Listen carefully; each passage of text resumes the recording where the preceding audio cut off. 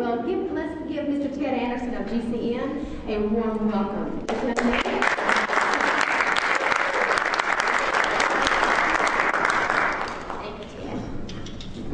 Thanks, Brandy. Nasima and Brandon will be out there in the back. I'll be willing to help you with any questions that you have. Doc will be speaking for about 10 hours. And then after that, questions and answers for the next 10. So, without any more, I'm going to bring Doc Wallach up so we can get this started.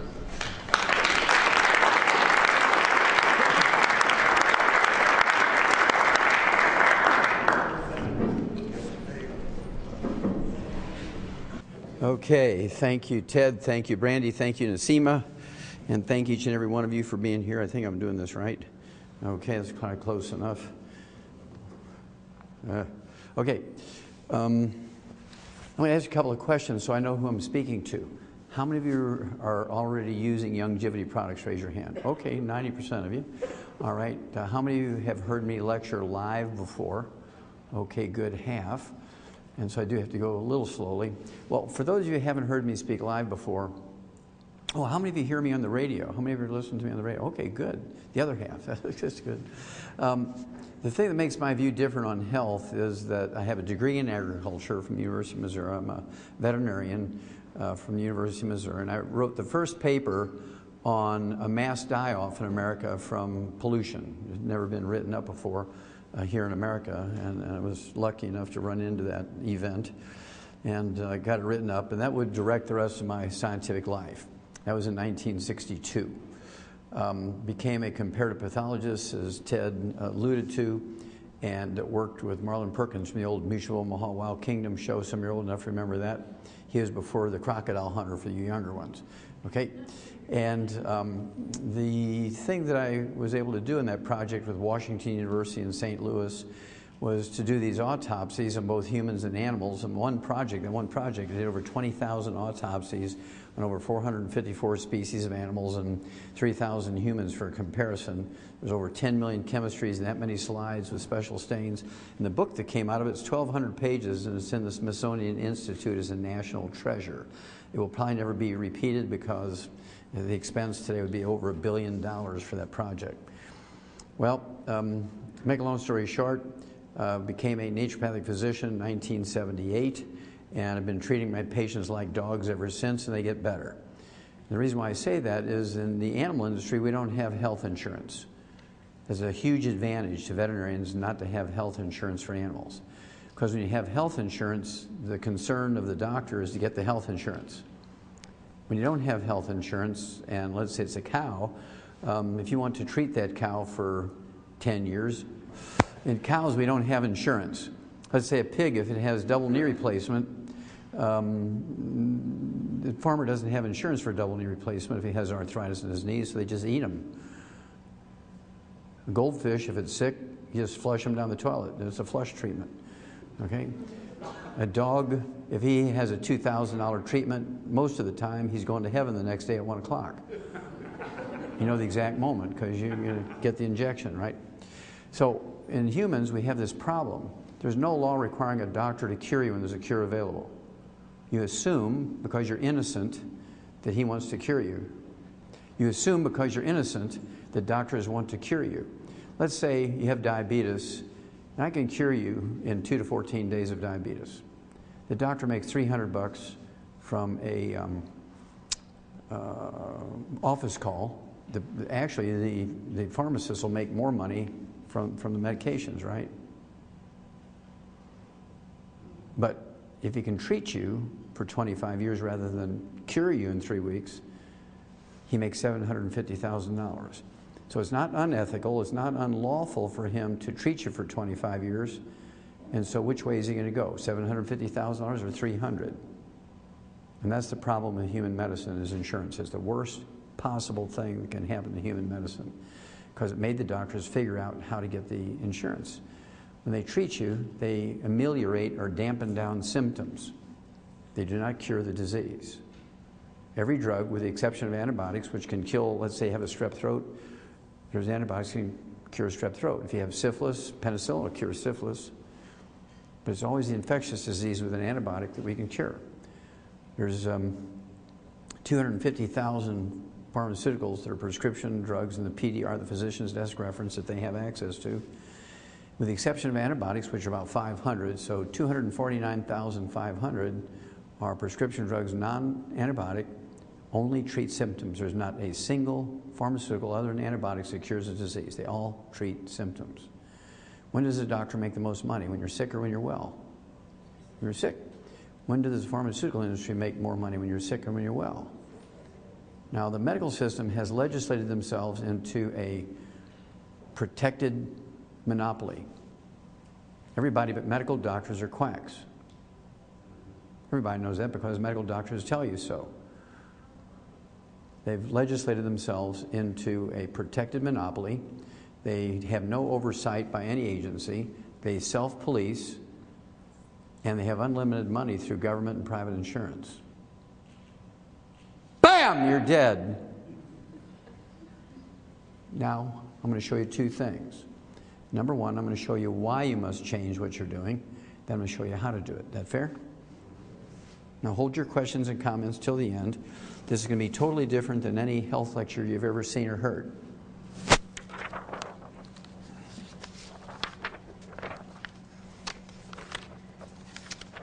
Now, how many of you guys and gals know or heard of a guy by the name of Benjamin Rush? Anybody know who Benjamin Rush was? Okay, a couple of guys in the back. Okay, well, Benjamin Rush was the first military surgeon in the United States. He was George Washington's military surgeon. He was the first U.S. Surgeon General, and he was a signer of the Declaration of Independence, pledging, like all of the other 56, his life, his fortune, and his personal good name. Okay? And this is part of a letter he wrote to Benjamin Franklin and also the other writers of the Constitution, including Thomas Jefferson. Unless we put medical freedom into the Constitution, because the different factions of medicine were fighting, herbalists versus chemical users and those using Oriental medicine and so forth, they were fighting amongst themselves. And so he was pleading for a clause in the Constitution that would equal right to choose religion, right to freedom of speech, right? He wanted another one in there. Unless we put medical freedom into the Constitution, the time will come in medicine will organize itself into an undercover dictatorship to restrict the art of healing to one class of men and deny equal privileges to others will constitute the Bastille, which is the most horrible prison in France at the time, of medical science. All such laws are un-American and despotic. Well, of course, that didn't happen. This clause didn't get into the Constitution, and now his worst nightmares have come true 300 years later. Now, we spend more money for health care than all the other nations in the world combined. There's 204 nations registered in the United Nations. Of those 204 nations, we spend more money for health care than all the rest. Not more than any nation, more than all nations. And what do we get for it? We rank 92nd in healthfulness in the world. There's 91 other nations whose peoples are healthier than us. We rank 60th in longevity. There's 59 other nations whose peoples live longer than us. And God forgive us, we rank 41st when it comes to live births and first month survivability of babies. And that doesn't even count the abortion piece. Time magazine, December 2008, cover article, The Sorry State of American Health. Despite technological advances in medicine, Americans are less healthy than we used to be, and the next generation, our kids are going to be worse off. How many of you have heard that our kids are not going to live as long as the adults? Okay, that's 2/3 of you. What they're saying here is statistically, 3/4 of you in this room will be standing at gravesite burying your children, unless we change what we're doing. Petitions of the doctors, petitions of the government aren't going to change anything. That's not going to change anything. There's only one way to change the system, and that is to not use it. Cut off their cash flow, suddenly now they become real humble. But you have to make that decision. Well, that takes responsibility on your part, and I'm here to teach you the things you can do for yourself to avoid using them unnecessarily. That make sense? So that's where we're going. Just so you don't think I made that up, in ranking of newborn deaths, again, we're 41st in the world when it comes to live births and first month survivability of babies. And they say it's a shame. It's not a shame, it's an absolute crime. And most OBGYNs and most pediatrician should go to jail for it. I don't know if you've ever heard of the scientific journal called Food Chemistry. It looks at the nutritional value of food grown here in the United States and food imported in the United States. Also looks for pollution, so I'm kind of familiar with that one. And in the April issue of this year, April 2012, there was a big article in there that looked at 8 very well-known, trusted names in baby foods: Gerber's, Similac, Enfamil, these kind of things. And what they said was that commercially available baby foods contain less than 20% of the recommended levels of many vitamins and minerals, and less than 20%. This is why we have autism and ADD and ADHD. It has nothing to do with vaccinations, nothing. I've looked at the batch numbers and the ingredients, and manufacturers, they send the same batch numbers and the same ingredients all over the world. And 95% of all autism occurs here in the United States. So it can't be the vaccinations because it's used everywhere else. So what is it? It's malnutrition of the brain. You cannot make a good brain on Fruity Pebbles and apple juice. Most kids who have autism and ADD and ADHD are normal until they go from formula to solid food. What's their solid food? Pop-Tarts and Wallch's grape juice, Sunny Delight, and Eggos with syrup. All carbohydrates, carbohydrates, carbohydrates. There's no fats, there's no proteins, there's no vitamins, there's no minerals, and you get what you get. You can't make a brain on carbohydrates only. So here's your pediatrician should go to jail. This is from May of this year, cover article in Newsweek magazine. And the first reaction of most people is to have a little giggle because he's a cute little fat kid, a year old. He's clutching his supersized bag of French fries. But this is probably the scariest slide you're going to see tonight, because this is one of the reasons why your kids will not live as long as you. They're predicting already that this kid here, a year old, when I grow up, I'm going to weigh 300 pounds. Raise your hand if you know we're the #1 obese nation in the world. Anybody know that? Yeah, oh, well, good. I don't know, it's kind of interesting line there, and those people don't know. We're the #1 obese nation in the world. The only thing that we're #1 in the health industry is obesity. Now, what does that tell you about the medical systems and the government's knowledge about obesity? They know nothing! Otherwise, we'd be number 204. We should be the slimmest, trimmest, fittest people on earth. But they know nothing about the thing that makes us the sickest people on earth, obesity, and we'll talk about that in a minute. Another little piece here came out the 19th of September, just about a month ago. In 2010, 36% of Americans were obese. 2030, they're projecting that 50% will be obese. Now, what that tells you is they know nothing, because if they knew something and they could predict what's going to happen in 20 years, they should say, well, it's 36% now, but in 20 years it'll be 20%, another 20 years it'll be 5%. But instead it's going up, which means they have no earthly idea how to stop it. Some states like Mississippi, the most obese nation, or excuse me, the state in America, the most obese right now, they're going to be 66.7%, almost 67% obesity. 2/3 obesity is what they're projecting for. Same thing for Maryland, or Delaware, I guess it is Delaware, 64.7%, almost 65%. And then you're looking at South Carolina, 63%. This young fella died at 21 years of age of Crohn's disease and a certain type of liver disease called primary sclerosing cholangitis, which is a simple nutritional deficiency. How many of you heard of Crohn's disease? Okay, Crohn's disease is a simple problem, very simple problem. They say it's an autoimmune thing, and he fought valiantly for 11 years, and then he died. All they do is give him prednisone and cortisone and tell him to eat, give up lettuce and stupid things like that, right? And he died at 21 years of age of complications of Crohn's disease and liver disease. All he had to do was go on a gluten-free diet, and we'll talk more about that in a minute. Go on a gluten-free diet, take the 90 essential nutrients, and he'd live to be 121. But when it comes to these things, doctors are either very stupid or they're criminals, because if they know the answer and they choose to treat him rather than cure him, they should have cured him when he was 10 years old in 3 to 6 months. But if they're ignorant, that means they don't know what to do. If they know what to do and they choose to treat him for a long period of time for the money, that means they're criminals, right? And so I'll give them the benefit of the doubt and just say they're stupid, ignorant people. This came out October 11th, this month. Stroke rates increase amongst younger patients. It's happening in younger and younger and younger people now that are getting stroke. And there's many, many reasons for that, but the basic reason is there's two types of stroke. 85% of all strokes are caused by blood clots in the brain, thrombotic stroke.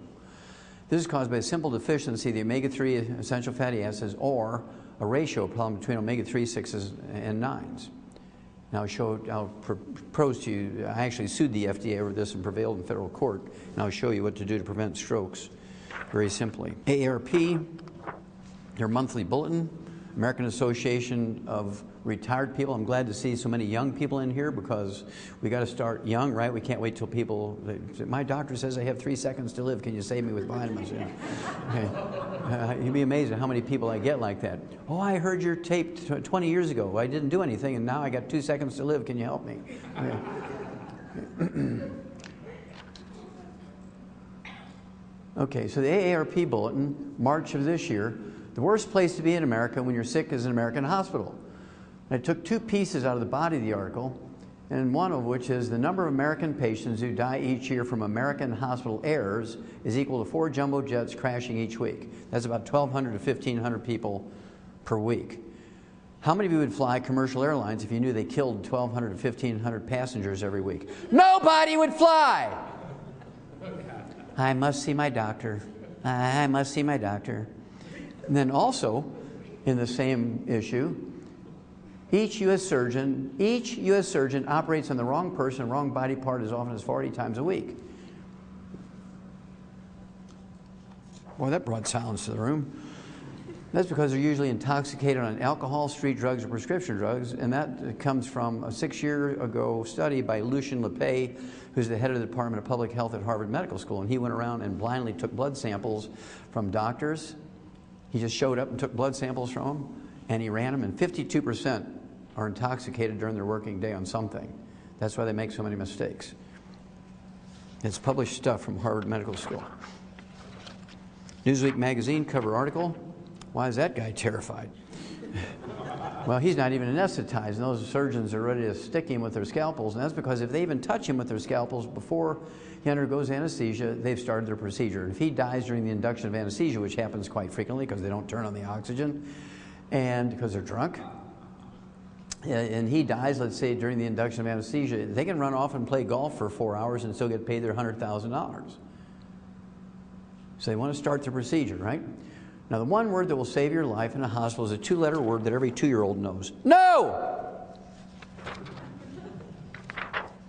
Whatever they tell you, you're going to respond by saying no. Now, what is that guy afraid of? I mean, this is a universal fear posture, right? It doesn't matter what language you speak. If you're doing this, you're afraid of something. Now, let's say you're in the hospital, you have 4th-stage cancer. It's gone to the regional lymph nodes, maybe gone from your colon to your lungs. You're in real trouble. They say, look, we've given you 4 rounds of chemotherapy. Nothing seems to be working. But we have this new experimental drug coming out in a couple of weeks, and we want to try it on you. Your response should be, no! Because they know that it's not going to work on you. 97% of the time, chemotherapy doesn't work for cancer. That's published in the Journal of Oncology about 3 years ago. 97% of the time, chemotherapy is useless. But they got to give you something. It'll shrink the tumor a little bit, but you still die. Okay, now, so this experimental drug is going to be the same way. It's going to shrink the tumor a little bit, but you still die. And so what they're asking you to do is to let them use you as a guinea pig to see if just the injection of the drug kills you. Because they have to have 100 patients who will be injected with the drug, and they have to have less than 3 die from the drug itself before they prove it. So they're looking for the village idiot to say, okay, see if I'm the one you're going to kill. So what is he afraid of? Well, there's 7 physicians on the facing page, and I want you to look at their body language and their faces to see if they're coming to him as good Samaritans. They remind me of the Walking Dead series on TV.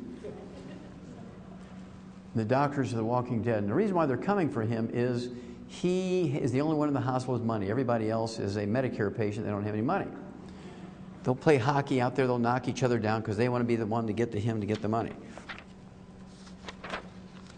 These are not uncommon things. Usually Reader's Digest is a very chummy magazine with really great stories. You know, the dog drags a kid out of the fire in the house, and the 2-year-old calls 911 and saves grandma from a heart attack. But look at this cover article in 2007, June of 2007. Fatal hospital mistakes! Now, how common is that?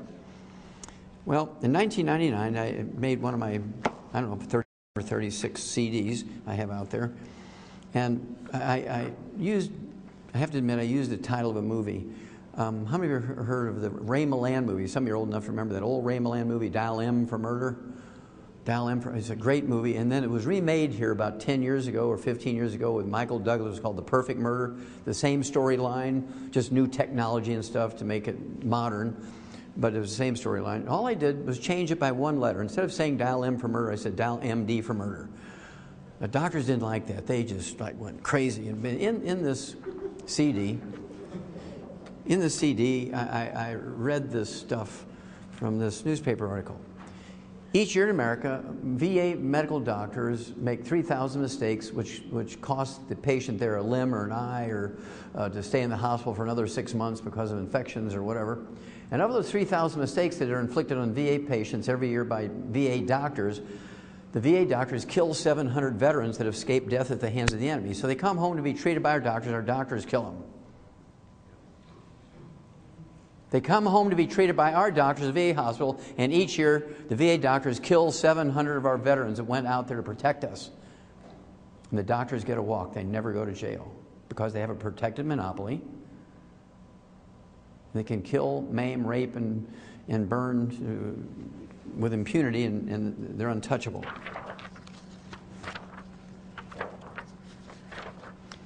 This came out. It was a full-page story in the USA Today in February 2007. I had to chop it up a little bit to get it in this 8.5 by 11. Look at the title here: Patient, Protect Thyself. Now, the data that I'm going to share with you came from the Journal of the American Medical Association, very, very well-respected journal. Whether you agree with them or not, they are very well-respected. And then the Center for Disease Control, which is a federal agency in Atlanta, Georgia, that looks at this stuff. And what the article said was, each year in America, medical doctors kill, injure, and infect 15 million of their customers at their workplace. They get a walk. They don't even get an OSHA ticket.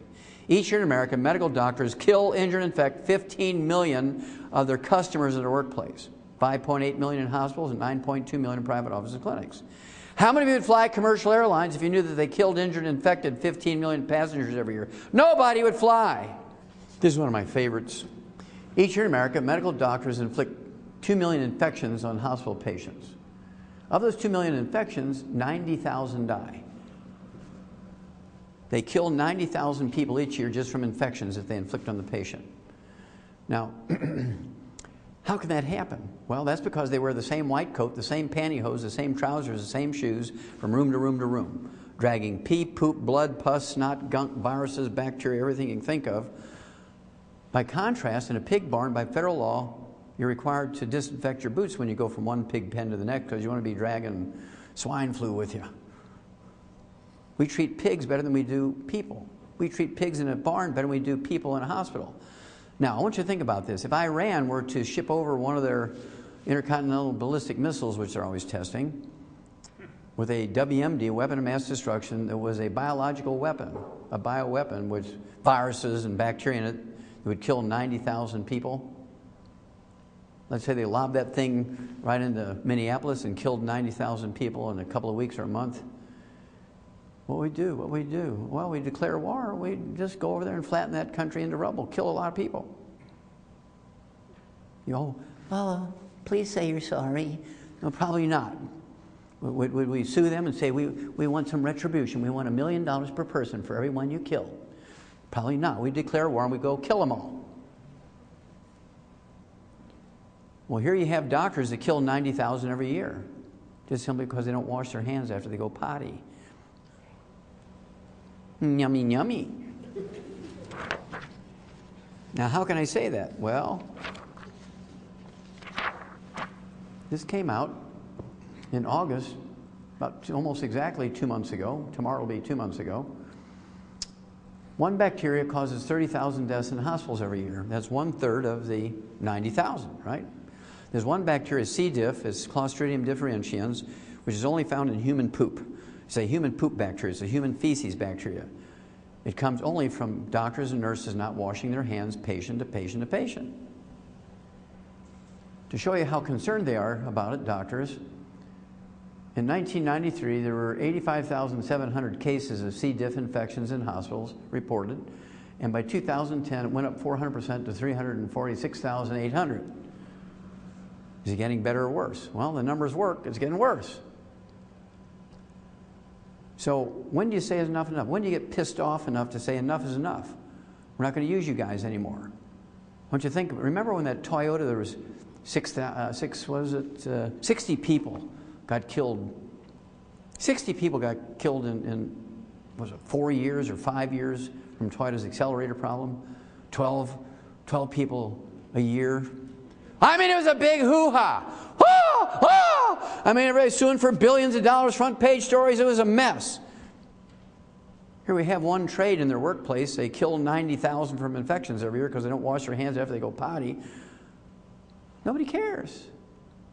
That's because they have a protected monopoly. Are you beginning to get a picture here? Now, this is another one of my favorites because I got some very famous examples to show you. Hospital care fatal for some patients. Well, that's kind of fatal, you know, vanilla. Results of Medicare study alarming. Well, that's alarming. Well, the study was done by the U.S. Department of Health and Human Services, Office of Inspector General. Office of Inspector General. Well, that's the auditor for Medicare.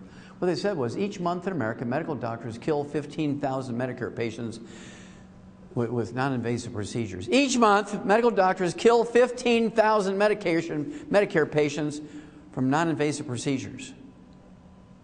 How many of you would fly commercial airlines if you knew they killed 15,000 seniors a month? Especially if you're a senior. I ain't going on that plane, man. I'm driving. Well, let's look at some famous people that they've killed who are seniors. How about Andy Rooney? Anybody remember Andy Rooney from 60 Minutes? Sunday afternoons, kind of a TV show?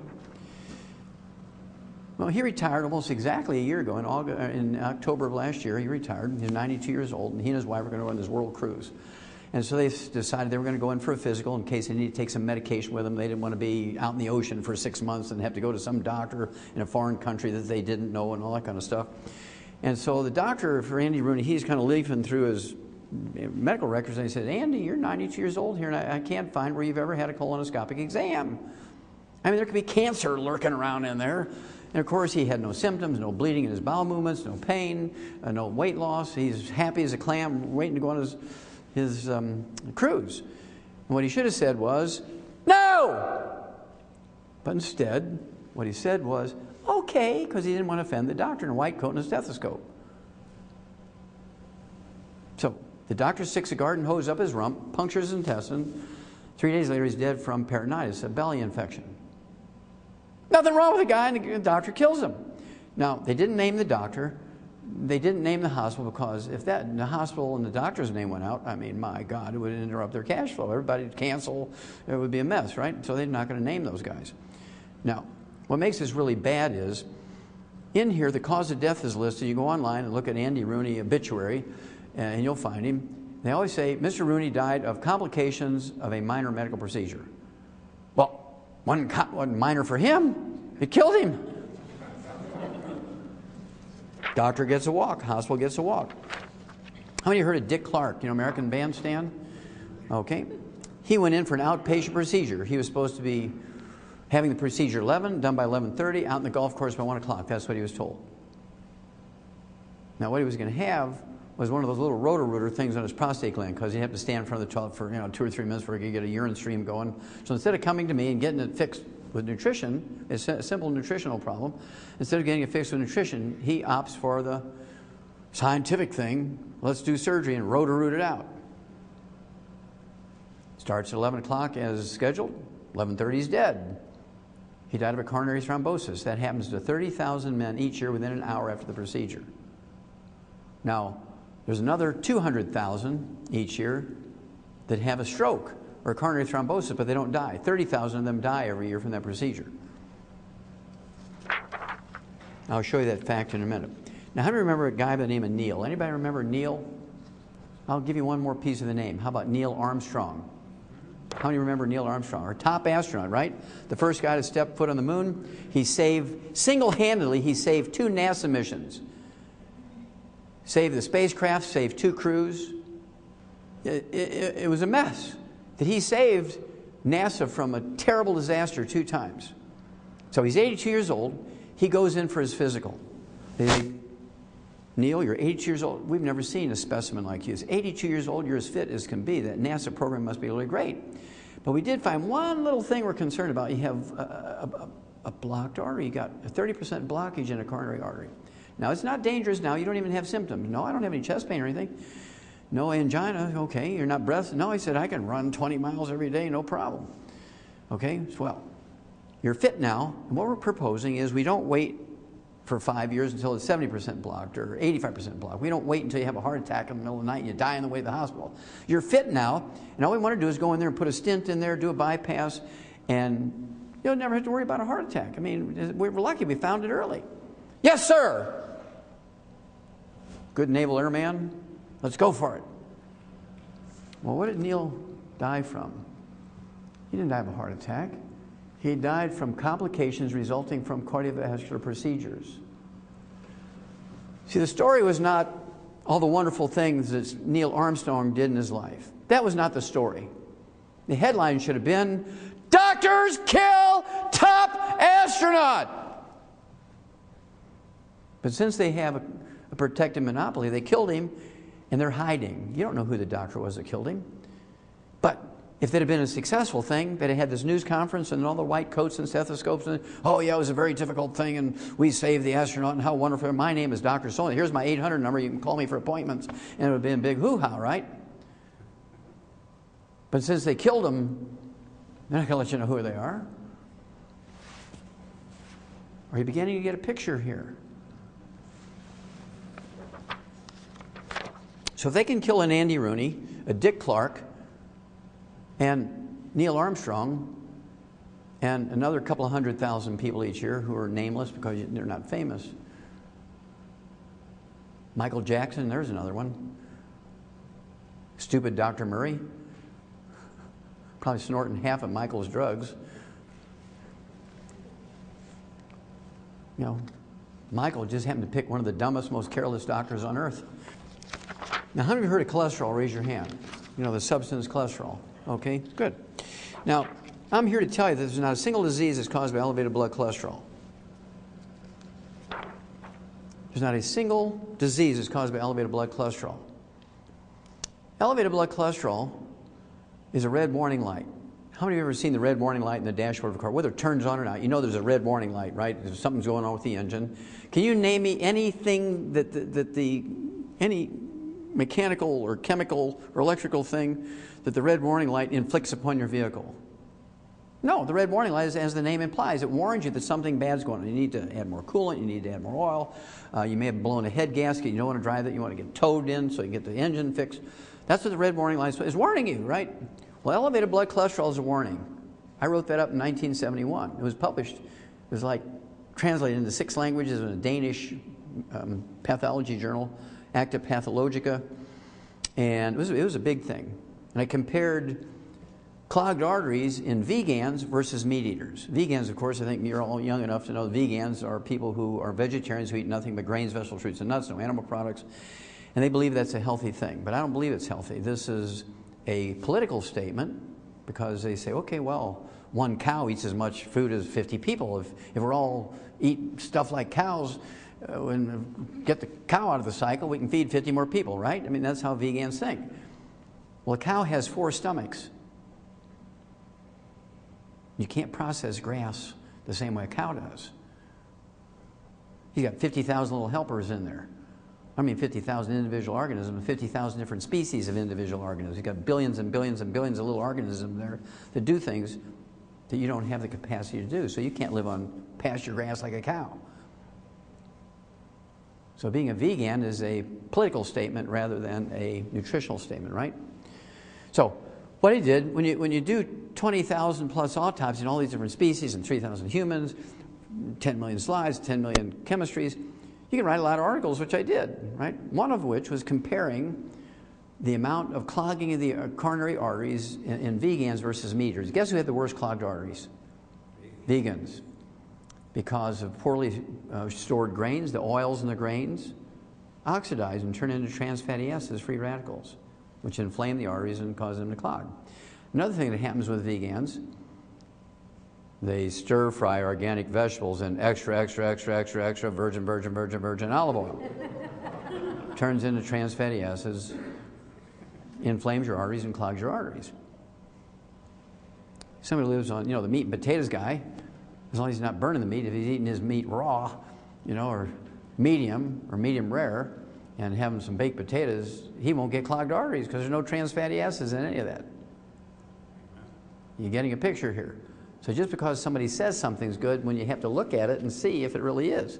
Well, again, cholesterol is not bad. If you have elevated blood cholesterol, the normal cholesterol for human beings, the normal range is 220 to 270. 220 to 270 is the normal range. And if you have a blood cholesterol without medication that's below 200, you have gluten intolerance because you can't absorb cholesterol. I've seen people with cholesterol at 60 and their doctors, man, you can eat 10 eggs a day and not worry about it. You got cholesterol 90, and man, you're lucky.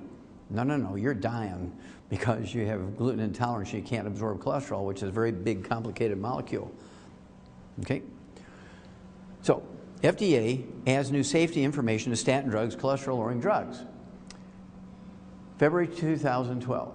Federal health officials are adding new safety warnings about the risk of statin drugs for memory loss, Alzheimer's disease, and elevated blood sugar. If you take statin drugs to lower your cholesterol for 10 years, and at the same time you're on a cholesterol-restricted diet, you're going to increase your risk of Alzheimer's disease by 100%. In other words, you're going to get Alzheimer's disease as predictable as gravity. I'll tell you why in a minute. Also, if you're on statin drugs to lower your cholesterol and you have a cholesterol-restricted diet for 10 years, you increase your risk of type 2 diabetes by 50%. What causes elevated blood cholesterol and triglycerides is it's a red warning light for diabetes, it's a red warning light for low thyroid, it's a red warning light for deficiencies of 6 different minerals. It in itself causes nothing. I said that in 1971, and everybody, I shouldn't say everybody, there was 25 doctors I used to hang around with, and of course they just put their arms around me and said, oh, Wallach, I mean, you must be sniffing glue. Everybody knows it's the cholesterol, man. Well, they all took their statin drugs, and guess what? They're all dead, I'm alive. God is good. Okay. Science News is kind of a summary journal for doctors. They look at thousands of scientific articles written every month, and they summarize them so doctors can read the summaries, which usually are a half a page. And if they like something, they can send somebody to get the entire article. They don't have to read thousands of articles. This came out in June of this year. Good cholesterol, not so beneficial. Higher HDL, high density lipoprotein, the good cholesterol, don't reduce heart attacks. I said that in 1971. Everybody laughed at me. Now it's published. You can go back and read it. Okay? And so it's nice to be redeemed a little bit, right? I'm going to go to each of their graves and put one of these on there. Okay, now there's not a single medical screening test that prevents a disease. And I saw on TV the other night where the American Cancer Society is still talking about get your screens to prevent cancer. There's not a single screening test, medical screening test that prevents a disease. Now, it might catch it earlier. We can get into the treatment system, which can be a bad or good thing, right? So this is the Globe and Mail, which is the USA Today equivalent in Canada. It's a national newspaper. I just like this title along with that picture here. Screening is not prevention. Now, how many of you ladies have heard of mammograms? Raise your hand. If you don't raise your hand, you're probably lying. Okay, even men have heard of mammograms, right? And that's one of the great screens that doctors like to use. OBGYNs, your primary care physician, will send you in for a mammogram every year once you're 40 years of age. Well, women, I don't know, 10, 15, 20 years ago when these things were really being pushed, they said, what about all that radiation? I'm trying to stay away from radiation. I'm protesting against nuclear power plants. We want me to put my breast in that machine. Oh, it's insignificant radiation. How many women have heard that? Yeah. Well, it just came out about 3 weeks ago They said one mammogram gives you the amount of radiation of 500 chest x-rays. Well, we're sorry. A little mistake. It was a decimal point problem. One mammogram, one CAT scan, one MRI gives you the equivalent radiation of 500 chest x-rays. If you have one mammogram, ladies, a year for 5 years, it increases your risk of breast cancer by 20%. And if you're taking HRT, if you're taking estrogen along with that, you're up to 60% increase in risk of breast cancer. If you're eating your meat cooked well done at the same time, it increases your risk of breast cancer by 462%. I'll actually show you that experiment was done. It was a 20-year study on the Nurses' Health Study by the University of South Carolina on 90,000 nurses over 20 years. It increases your risk of breast cancer by 462%. Now to see, does Susan G. Coleman tell you that? No.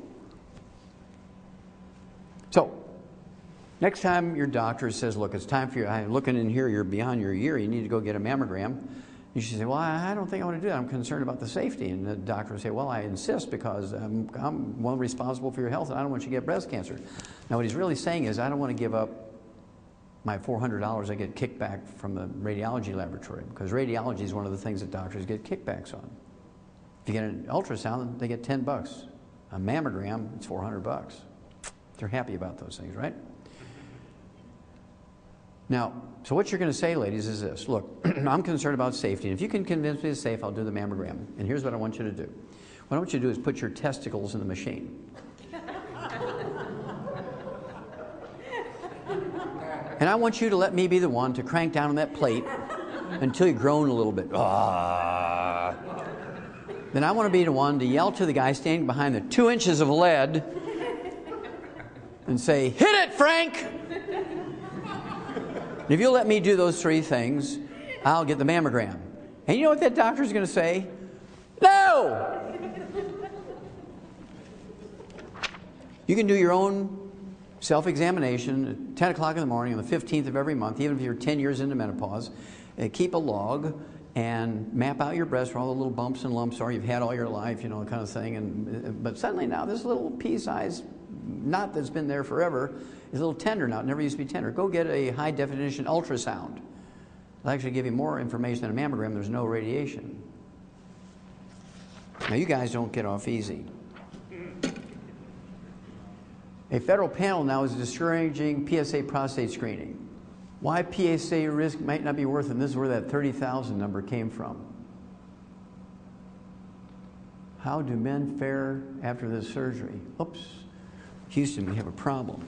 Time Magazine, Health and Science section, June 4th, 2012. Skip the PSA screen. Experts say PSA blood tests for prostate cancer don't save lives. Now, Warren Buffett was diagnosed with prostate cancer in April of this year, and he chose aggressive treatment, surgery, radiation, chemotherapy. Has anybody seen or heard of him in the last 6 months? Is he dead in the freezer, waiting for the stock market to go right before they've revealed his death?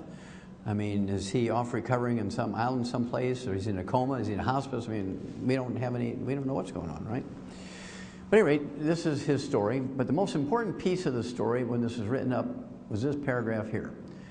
Richard Ablin, the scientist who discovered the PSA test, calls the testing's widespread use a public health disaster because it gives a 98% false positive, gives the doctors permission to kill you. Prostate cancer does not kill anybody. If you have prostate cancer and you die, it's always from the treatment. It never goes to your liver, your lungs, your brain. It never kills you. It goes regionally. It'll go into your pelvic bones, your lumbar vertebrae, and your leg bones, but that's it.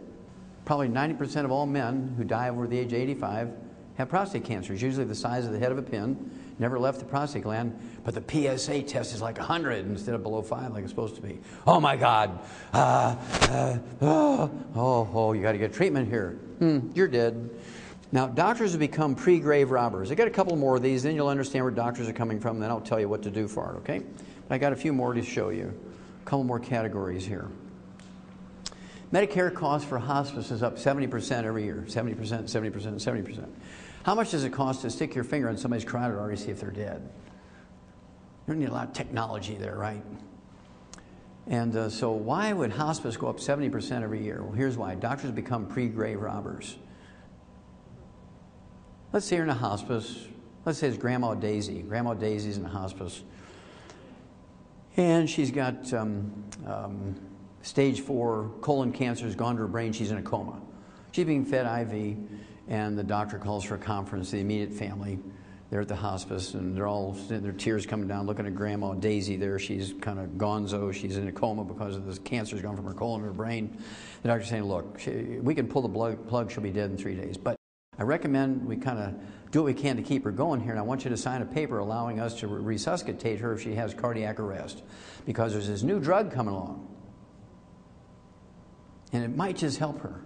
Of course, the instinct is to want to grasp onto that last straw, right? And, yeah, well, let's go for it. You know, we got insurance. It'll pay for it. And so everybody, especially, invariably, it's the biggest guy in the family. You know, the grandson who's 7 foot tall, tight end, you know, weighs 300 pounds and can kill you with a look, right? And he looks at the doctor and says, whatever Grandma Daisy needs, she gets, right? And the doctor, oh, yes, sir. Grandma Daisy was the best. She ironed our underwear. She made all our food from scratch. Nothing ever canned or frozen. She was the best. Whatever Grandma Daisy needs, she gets. And as he's walking out the door, whatever Grandma Daisy, don't forget, she gets the best. Yeah, oh, yes, sir. Well, as soon as everybody signs a paper and they've left the room, this doctor, this hospice doctor, is on the internet calling all his golf buddies. I checked out Grandma Daisy here, and she's got $300,000 left in all her accounts between Medicare, her private insurance, and everything, and her supplements. She's got $300,000. They're there in a heartbeat. They give her a hysterectomy, double mastectomy. They'll do a double hip replacement, double knee replacement, cataract surgeries. If she has one tooth, they'll yank that, do an upper and lower dentures, and then they put implants in her middle ear because she was deaf.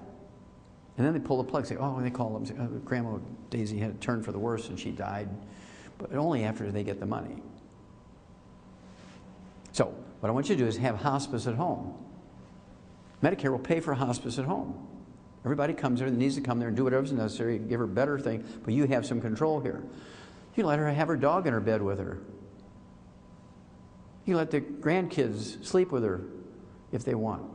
She can have a gallon of ice cream every night if she wants. You can't give Grandma Daisy ice cream in a hospice. She's dying.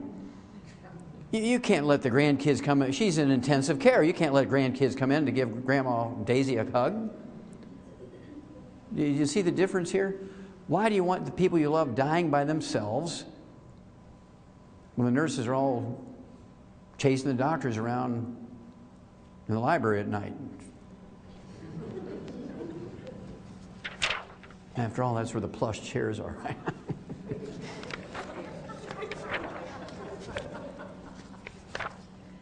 Just so you know that I'm not making this stuff up, Doctor in Repeat Surgery Probe gives up license. Now this guy he had 10 times the number of repeat surgeries on people than any other doctor in the state of Oregon, and it was only because he had 40 lawsuits against him that the organization did something about it. This came out on September 7th of this year. U.S. healthcare wastes $750 billion. That's $750 billion. That's $750 billion. Every year, the medical system wastes $750 billion a year. That's your tax money. Now, what was the waste for? Unneeded care in hospice. I never say anything I can't back up. This is going to make you feel warm and fuzzy. Each of you owes the Chinese government $534,000, which totals $62 trillion.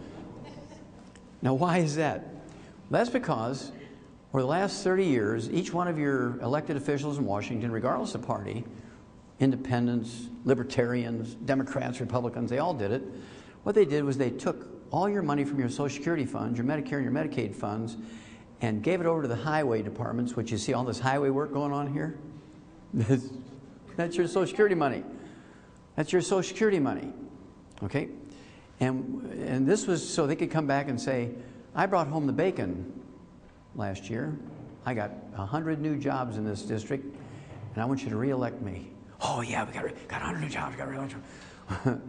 Well, when the first When the first baby boomers came along, 80 million of them, the first wave about 4 years ago came along. Okay, we're here for our Social Security. Everybody's looking at each other in Washington. We don't have any money. They're here for their money. We don't have any money. So, well, you got to wait 6 months. Next year, you got to wait another 6 months. And so now I think you got to be 70 before you get your first payment in Social Security. It used to be 65, right? You got to keep waiting and waiting and waiting. And that's why, because there's no money there. So they run to the Chinese. We need money. Okay, we'll give you the $62 trillion.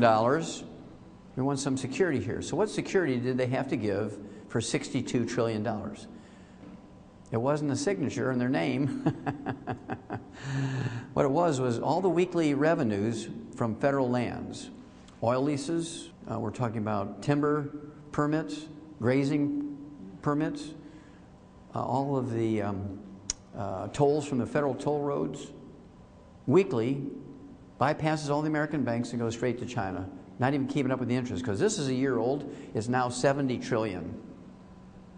This is outside that 16 trillion that's, we're behind on our budget this year. We're behind on our budget, 16 trillion. That doesn't count this. I knew that would make you feel warm and fuzzy. Now, doctors are always at the bottom of it. This came out in 1997. A 1997 study by the Health Insurance Association of America found that 75% of insurance fraud, which is a federal crime, is committed by providers, which is a code word for doctors. If you do that, you go to jail. Doctors do it, they get a walk.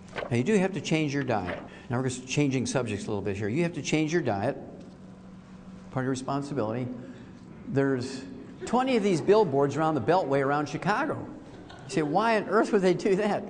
That's because 75 years ago, the average age of diagnosis of colon cancer was 60. Well, now it's 38.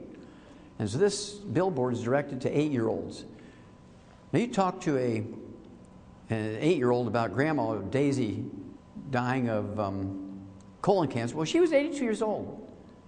I'm only 8. That's a million years from now. I'm not worried about colon cancer. And so this is directed to 8-year-olds. What, Mama, what's butt cancer? Well, when I was a kid 73 years ago, geez. When I was a kid 73 years ago, I had processed meats with nitrates in it once a year. That was ham on Easter. Now, kids have processed meats with nitrates in it 15 times a day. They get bacon and eggs, they get ham and eggs, they get sausage and eggs, they get the all-meat breakfast with 14 different types of sausage and bacon and ham and pastrami and pepperoni and jerky, and then they get bacon bits in their salads. They have bacon burgers, and there's in their little Lunchables, there's these little rods made from pepperoni. They're getting all this nitrates and nitrates. And then there's fried foods. You got to give up fried foods. This guy's been dead for 35 years. He's still killing people.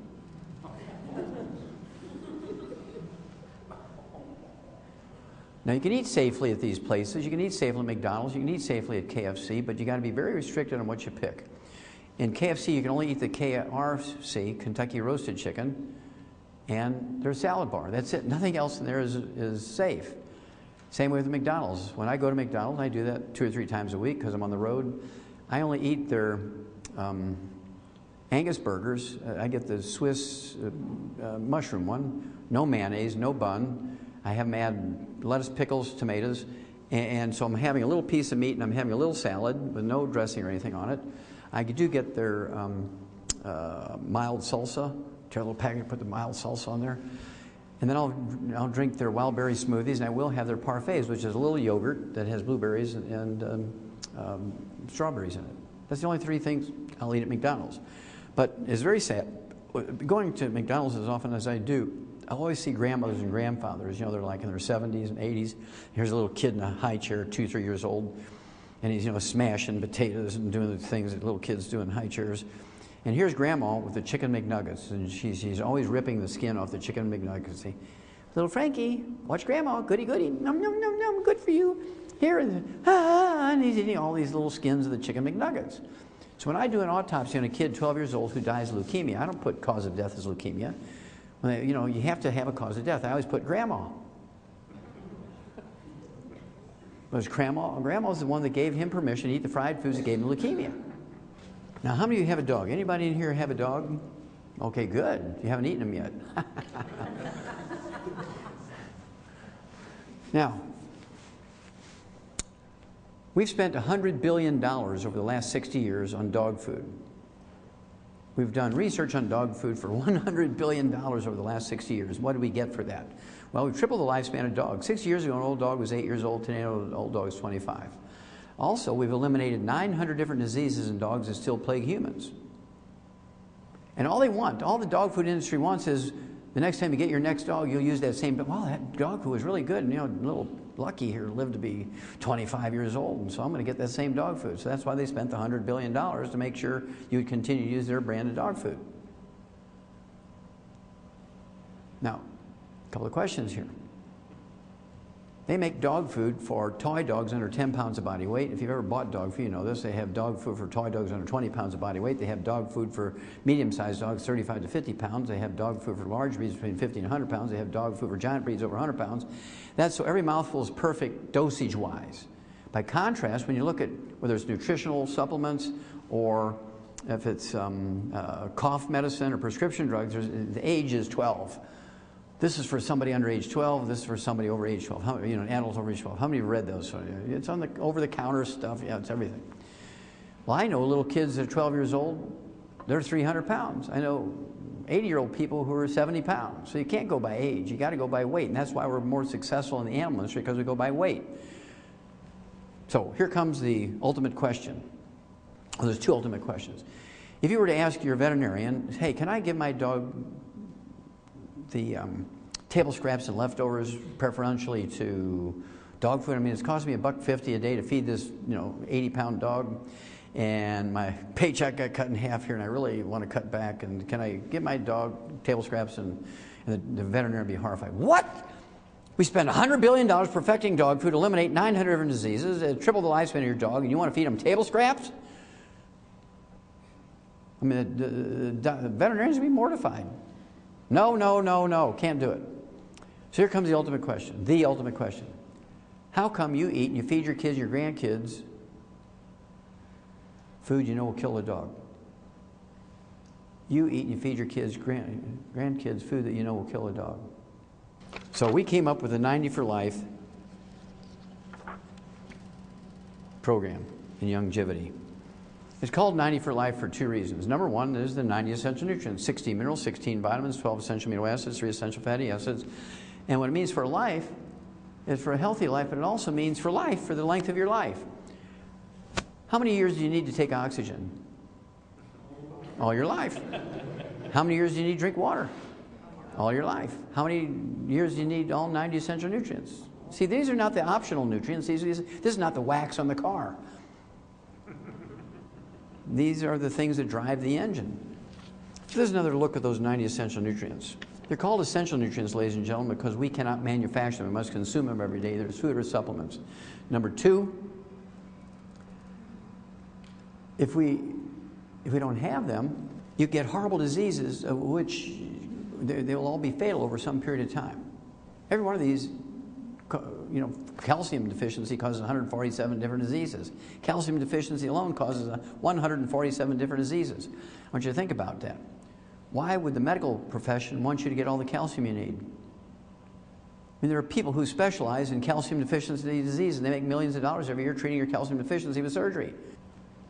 But what's in it for them if they tell you what to do for your nutrients? You can overdose taking vitamins and minerals. Don't you dare take them. Oh, my doctor says I can't take those. I can overdose. They kill 1.5 million people a year from pharmaceutical decimal point problems. From pharmaceutical decimal point problems, they kill 1.5 million people a year. But that's okay, they're FDA approved. Okay, we need 16 minerals, 16 vitamins, 12 essential amino acids, 3 essential fatty acids, and our food plants can take carbon dioxide out of the air, use the sun's energy, a process known as photosynthesis, to manufacture long carbon chains with which the plants make vitamins, amino acids, fatty acids for themselves. And those societies that learned how to eat these plants will get these things, and they live longer and healthier. We need 60 minerals. And you notice the number of minerals is 2/3 of the 90 essential nutrients, so minerals are very important. Well, plants only need 3 minerals, we need 60. Plants only need magnesium to make the leaves green to get energy from the sun. They also need phosphorus and potassium to drive growth. Everything else they need to get from the atmosphere. Nitrogen to make amino acids and protein, carbon to make every other thing they need. So if you're eating a pretty good slice of organically grown, multigrain bread, organic, baked by the pastor's wife in church on Sunday after his best sermon, you're 57 short. Bam, you're dead.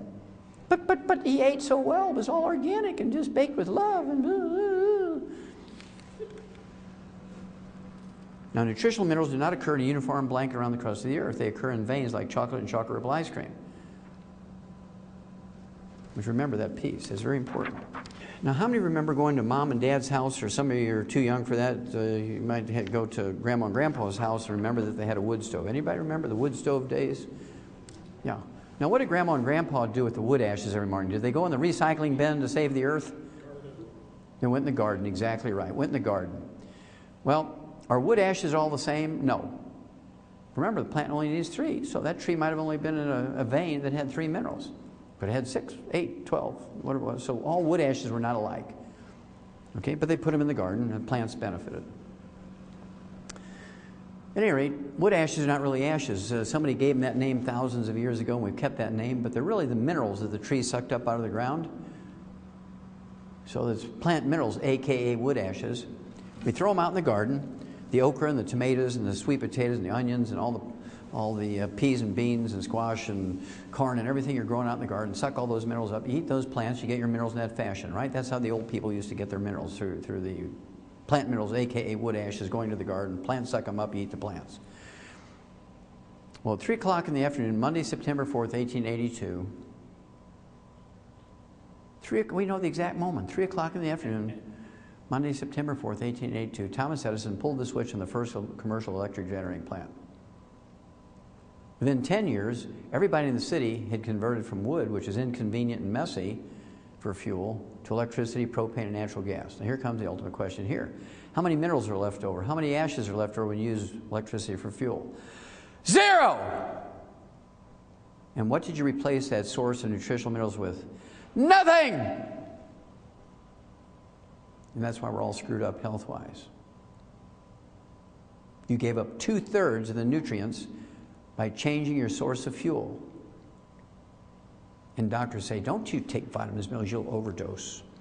And they're not FDA approved.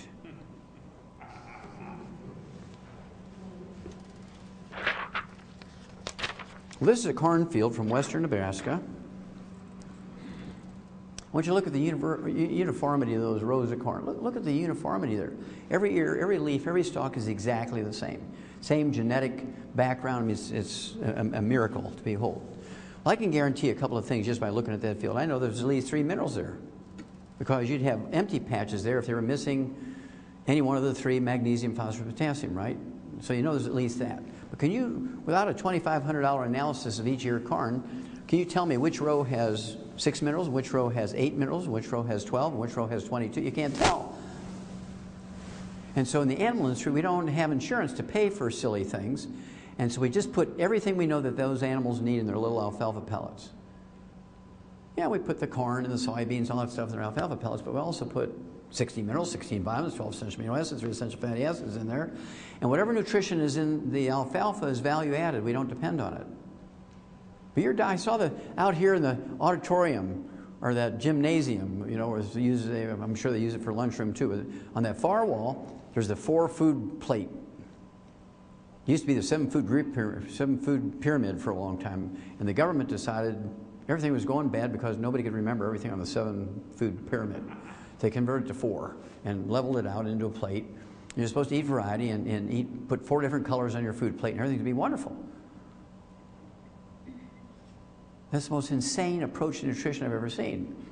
Somebody needs to go to jail here. They kill more people than all the terrorists in the world combined every day.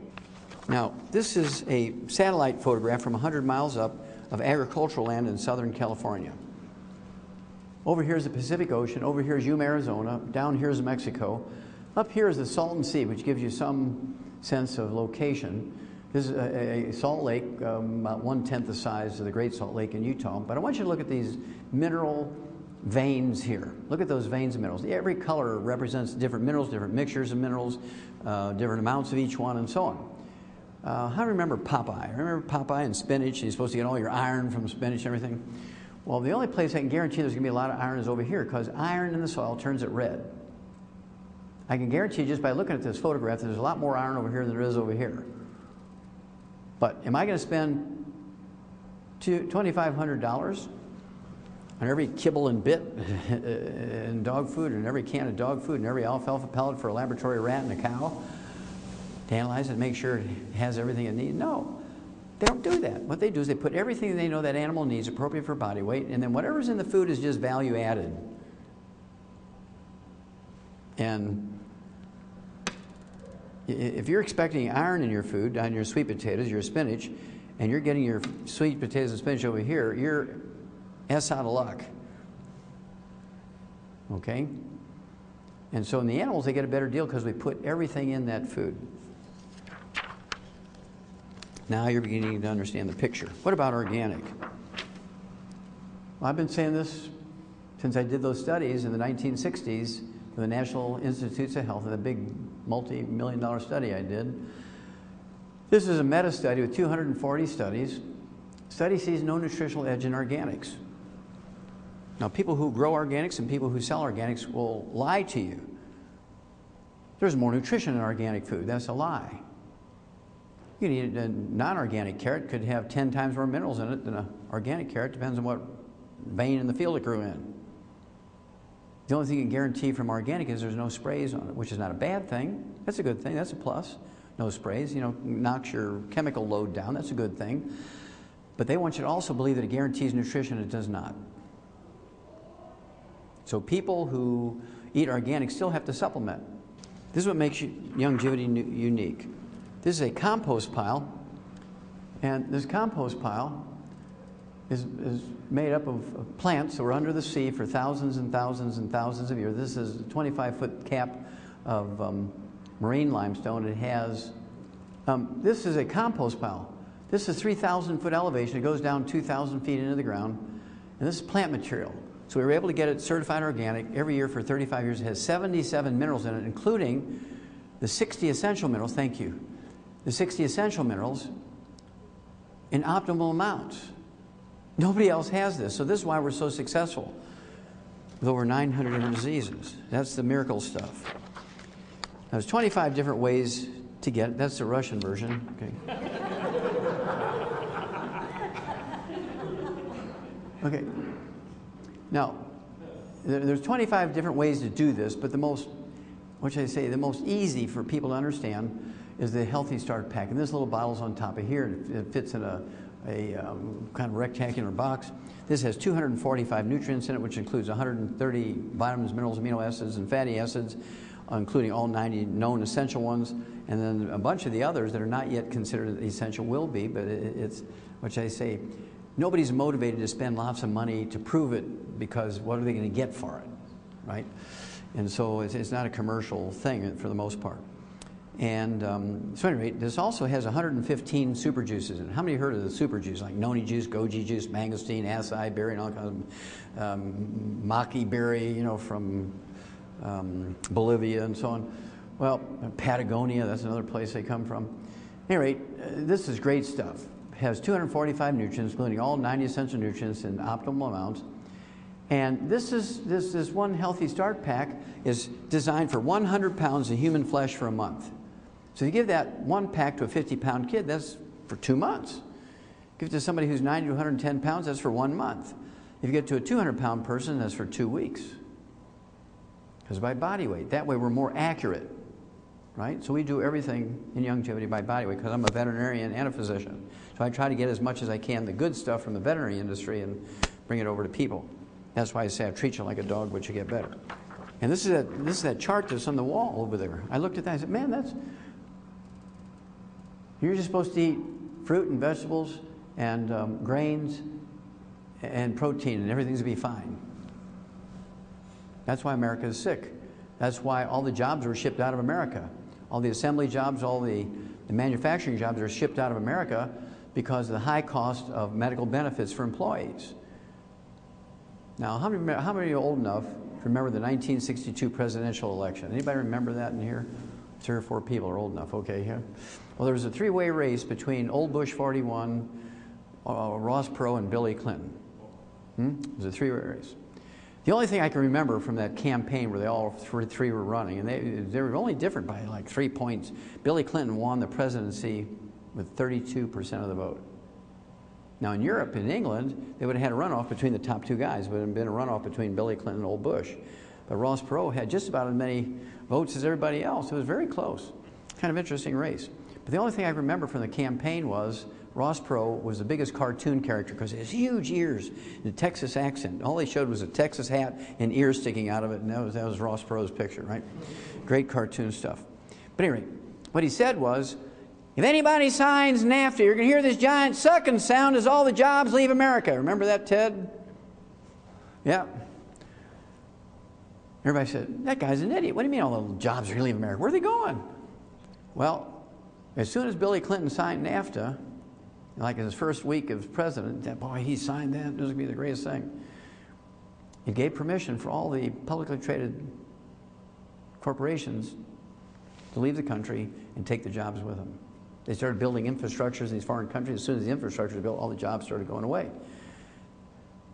That's because they don't have the need or the requirement for health care benefits in those foreign countries. Now, what is a publicly traded company built for? Profit. For who? Profit for who?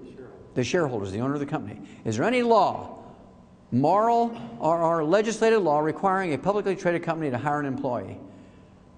No such law. So they took all the manufacturing jobs outside this country because nobody else has requirements for health benefits other than America. And doctors are protected monopoly. They just raise the price. Oh, we need more money. I mean, the medical costs are going up. We need more money. Medical costs are going up. Because you can't go to a second person. You can't go get a competing bid. For a roof, you go to 3 or 4 or 5 or 6 different people. You can, compare quality with money. You can't do that with a doctor because every doctor is going to say the same thing.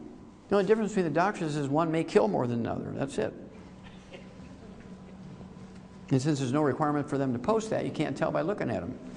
The nicest looking guy, that's the one that kills the most. So this is that 4-food group plate. Grilled chicken breast, steamed vegetables, some berries there with some ORAC points, a lot of great organic rice and millet. I can guarantee you a couple of things about looking at that plate. Number one, there's 4 minerals in there. I can guarantee 4 minerals. There's some sulfur in the chicken breast because it's required for the essential amino acids. It has to have some sulfur, methionine, cysteine. I can also guarantee there's some magnesium there because that's what makes that broccoli green, right? Everything else, all the other plant materials have magnesium, phosphorus, potassium. They might not have any magnesium in here. The only magnesium in that plant may have only been in the leaves. But there's some magnesium here, so there's 4 minerals. Sulfur, magnesium, phosphorus, potassium. That's all I can guarantee. There's some beta-carotene in the carrots. There's some ORAC points, antioxidants in the berries there. Maybe some listeria in the cantaloupe. Kill you. And so the only way to guarantee you're going to get all 90 essential nutrients is to supplement.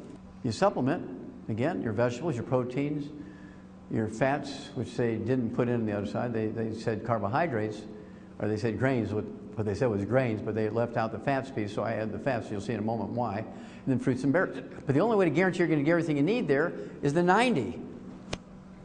16 minerals, 16 vitamins, 12 essential amino acids, 3 essential fatty acids. You must supplement every day like we do for dogs and cats and chickens and turkeys and ducks and sheep and pigs and horses and so on. Now, how many of you were born between 1946 and 1964? Raise your hand. Okay, good. That's half the people in the room. Okay, you're baby boomers, and you have a problem. You listen to doctors, because doctors convince you if you listen to them, you'd be the first generation where everybody lived to be 100. Houston, we have a problem.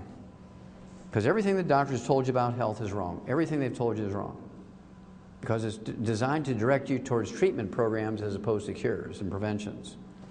So, about 3 years ago, my wife and I came up with our most recent book. We got a couple more in the pipeline here coming out for next year. But 3 years ago, we came out with Immortality, and we looked at the top 20 longevity cultures on Earth that were written up by the National Geographic. We had 60 years worth of National Geographics looking for this stuff, right? We did this in a 10-year period, and we went to 4 of these cultures and countries. We went to the internet and books and reference materials for the others. And what we did was look at the agricultural departments, the anthropology departments, and looked at everything they ate, how many calories they took in, their average lifespan, all that kind of stuff, right? Now, it was interesting to me that out of the top 20 longevity cultures, and not a single first world country or industrialized nation, all of the top 20 longevity cultures are third world cultures are illiterate. No doctors, no hospitals, no clinics, no pharmacies, no private or government insurance. I mean, if you were to put a piece of paper all in a gymnasium out there with all the assets of each country without the name of the country, you would not go to the top 20 longevity cultures on Earth because they don't have anything that you think of as being important for health. No doctors, no ambulance service, no 911. I mean, come on, man. No pharmaceuticals, no hospitals, no clinics. They have no utilities. That should begin to ring a bell. They have no utilities, and their common fuel is wood. And by dumb luck, all the trees that they use for fuel grow in a place that has all 60 essential minerals. And they put those plant minerals, a.k.a. wood ash, with all 60 essential minerals in their gardens, and their okra, and their peas, and their sweet potatoes, and they eat them, and they get all the nutrients. You see, it's not technology or good genes that make them live the longest. They're getting the basic raw materials to maintain themselves. And we give you all this information in this book. I mean, this book should be a revelation to people. Okay, it has 90 essential nutrients, and they all come from different ecosystems: islands, mountains, deserts, tropical forests. So we show you how all these different cultures get their 90 essential nutrients. They all live on a calorie-restricted diet. How many of you ever heard of the calorie-restricted diet thing? Okay, a few of you. Well, there's a science on calorie restriction where if you eat a perfect diet biochemically, you have all the vitamins and minerals and amino acids and fatty acids, an optimal amount for your weight, and you cut your calories in half and maintain that perfect biochemical piece, it'll double your lifespan. There's no doubt about it. Now, these people are illiterate. They don't have any books. If you gave them a book on the calorie-restricted diet, they just look at pretty pictures. If there's no pictures in there, they use the book for fuel, right? They can't read. And so why would they all be on a calorie-restricted diet? Because they're so poor they can only afford 900 calories a day. They're hanging on by their fingernails from a calorie standpoint. Yet they work 12 hours a day, 6 days a week, because they have perfect source of minerals, 2/3 of their essential nutrients. Americans take in 2,800 calories to 3,200 calories, 3 times what these people take in, and our diet sucks. Now, they don't get any bad things. It's not that they wouldn't eat these things if they were there, if they're there. But by default, nobody's going to build a drive-through for 3 guys on a burro. There's no cars, no roads. And so, by default, they're not getting fried foods and processed meats with nitrates and nitrites in it, and they're not getting any carbonated drinks. Okay? And then they do get 20 times to 50 times the antioxidants we do. They get 20 times to 50 times the antioxidants we do. Americans take in 1,500 ORAC points. ORAC is an acronym or an abbreviation for oxygen radical absorption capacity, which is a measurement of how many free radicals are being neutralized by the antioxidants in a food or a supplement. That's the U.S. Department of Agriculture measurement.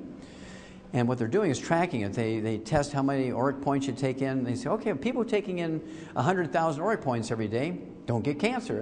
That's what they're looking for, some number like that, right? That's why they're doing that. Well, Americans take in 1,500 ORAC points a day, 1,500, and these third world cultures take in 20,000 to 50,000 a day. Okay, they're getting like 15 to 20 times what we take in, or more, maybe 40 times in some cases. So, these are things that we thought were important. Okay, now if you just take the antioxidant piece, that's 1/25 of the recipe, and you'll still die at 68 to 72. Just taking a super juice will make you live 30 seconds longer. You need the other 24 pieces of the recipe too, particularly the 2/3, which are the minerals, right? Let's look at billionaires. Billionaires are billionaires because they have a net worth of at least $1 billion. Now, Forbes magazine looked at them, and I've been after them for like 10 years. Is there any studies on what kills billionaires? No, no, no, no, for years and years and years. Finally, in 2004, they came out with a study, so I take a little bit of credit for nudging them for 10 years to do that. What kills billionaires? And they say billionaires are killed by the same unglamorous things that kill everybody else. Stroke, heart attacks, diabetes, obesity, cancer, kidney failure, suicide, all the stuff that kills everybody else kills billionaires, right? The average lifespan of billionaires by 2004 was 78. Well, the average lifespan of a falling down red wine drunk in Minneapolis is 75. You don't gain a whole lot in longevity by being a billionaire. And then I want you to think about it. There's not, as of 2004, there had never been a billionaire that lived to be 100. Now think about it. How many of you have ever seen these newspaper reports, birthdays or death certificates or deaths of people who are 110, 120 kind of thing? Has anybody ever seen a white Harvard doctor live to be 100 in the newspaper? No. They're always a little old black lady in East Texas, in Panhandle of Florida, in Louisiana, West Virginia, in the mountains someplace, in the swamps of Louisiana, because they have no utilities. And by dumb luck, the trees they're using for fuel have the 60 essential minerals in it. And all the people with high technology die younger. Well, they didn't like that. So they made them redo it, and in March of 2011, they redid it. Forbes magazine redid it in March of 2011. And they said there's still not been a billionaire that lived to be 100, but the average lifespan did change. It went from 78 in 2004 to 66 in 2011. They lost 12 years of average lifespan following the doctor's instructions. Now, the peak of American longevity occurred 20 years ago and has been dropping at an ever-accelerating rate since then. Women used to live 10 years longer than men. Well, now it's only 3 years longer than men. They're predicting within another 10 years, women and men will die at the same age on the average. Now, what's going on here? That's because baby boomers have depended on technology. They weren't getting the nutrition, and it's starting to show up now. Now, here's a guy, intelligent as you can get, iPod, iPad, iPhone. This guy was a genius in marketing. He was a genius in electronics and computers. I mean, you got to give this guy credit. But when it came to health, he was an idiot. He dies at 56, 10 years before the average lifespan of the average billionaire. So what happened here? Well, when you're a billionaire, you can afford the best personal trainer, the best food, the best chef, cooks the way the doctor wants them to cook. You can get all the organics you want. I mean, you can get the best health care plans. You can hire the most expensive, maybe not the best doctors, but certainly the most expensive doctors. If there's a health thing you need someplace, you can send your plane and your pilot to go get it. You can have them take you someplace. If you take out the billionaires by themselves and look at them as a separate demographic, they should be the healthiest and longest lived people in America, shouldn't they? If money meant anything for health, don't you think? Yeah. Okay. So, why is it he died at 56? Because he was a vegetarian. You know, he was a vegan. How many of you knew he was a vegan? He was a vegan. He was an unsupplemented vegan. Didn't supplement because he got the very best organic food. He was a vegan. Unsupplemented vegan because he got the very best. And his chef made him the very best organic vegetables, stir-fried in extra virgin olive oil. And as a result, from all the free radicals, he got pancreatic cancer. Now here came the juncture in the road. He should have gone to the Nicoyan Peninsula in Costa Rica and Central America because that's where the longest lived people on Earth live. The people who live the longest on Earth live in the Nicoyan Peninsula on the Pacific coast of Costa Rica. There's no doubt about it. They outlive everybody about 10 years. So he should have gone there and found the oldest of old persons, you know, great-great-great-great-great-great-grandma, and said, great-great-great-great-great-great-grandma, I want you to feed me like you've been eating. I want you to give me the herbs you would give somebody with really advanced cancer, and he'd still be alive today if he did. But instead, he went to the most decorated, the most heralded research cancer doctor. Bam! He was dead. As sure as they shot him in the head, they killed him. And now you know, as Paul Harvey would say, the rest of the story. Now, how many of you think that exercise is good for you? Raise your hand. Whether you believe it or not, how many of you heard that exercise is good? Let me rephrase it. Okay, I think everybody's heard that exercise is good for you. Well, exercise is one of the most dangerous enterprises you can be involved in. Exercise kills more Americans than terrorists. When you exercise, you sweat, don't you? When you exercise, you sweat. When you do physical work, you're throwing bales of hay, you're on a roof roofing, you're a carpenter, you're a plumber, you're working in a steel mill and all the blast furnace and heat, you're sweating, right? And people who love you want to take care of you. See, they know you're sweating in your exercise, or even Pee Wee League, or Pop Warner leagues. All these little bitty kids out there exercising, men, women, doesn't matter, gender, age. You say, look, honey, I want you to take plenty of what? Water, so you can rehydrate, and that's what kills you. This is what kills you. Because sweat is not water. Sweat is a soup that contains all the nutrients floating around in your blood. So you're sweating out this soup. You're replacing it with water. Now that's kind of like your car's leaking a quart of oil every week. See, I'm not going to spend the $1.99 on that old clunker, so you put a quart of water in there. What's going to happen by the third or fourth week? Your engine's a big ball of flame burning up, right? I mean, even an idiot living under the bridge who's going to steal your car is going to check the oil before he steals it, right? Why would he risk his freedom for taking a car with no oil in it? Okay, so it's problematic. As a result, when you take all professional athletes together, all sports, the average lifespan is 62. You take football players only. This just came out 2 years ago. I actually have the papers if you want me to prove it. The average lifespan of professional football players is 51. And with the exception of 3 black guys from the old Negro Baseball League days back in the 1920s, there's never been a professional athlete ever lived to be 100. There's never been a billionaire lived to be 100. So all the things that you think of as being important for health and longevity aren't real. I speak for hours on athletics. I deal with professional teams and Olympic teams and so on. But let me just show you this. You've all heard of ACL injuries and cartilage injuries and tendon injuries and muscle things. These guys get $10 million a game, and this is what happens to them. I mean, they're supposed to be the fit of the fittest. They're drinking water or Gatorade. If they're drinking Gatorade, they're 88 sharp. If they're drinking water, they're 100 sharp, 90 sharp. I want you to look at my left hand. My left hand is the nutritional reserves in the body. And here you are, you're sweating, working out, whatever you're doing, you're sweating, and you're drinking water. What's happening to your nutritional reserves? They're going down because you're replacing soup with water, right? You reach a point at which your tendons can't maintain themselves and they break down. You go a little farther, your cartilage starts shredding. Go a little farther, you get diabetes and heart disease. Go a little farther, bam, you're dead. And now again, you know the rest of the story. I love water. We sell water. But I put a lot of things in it.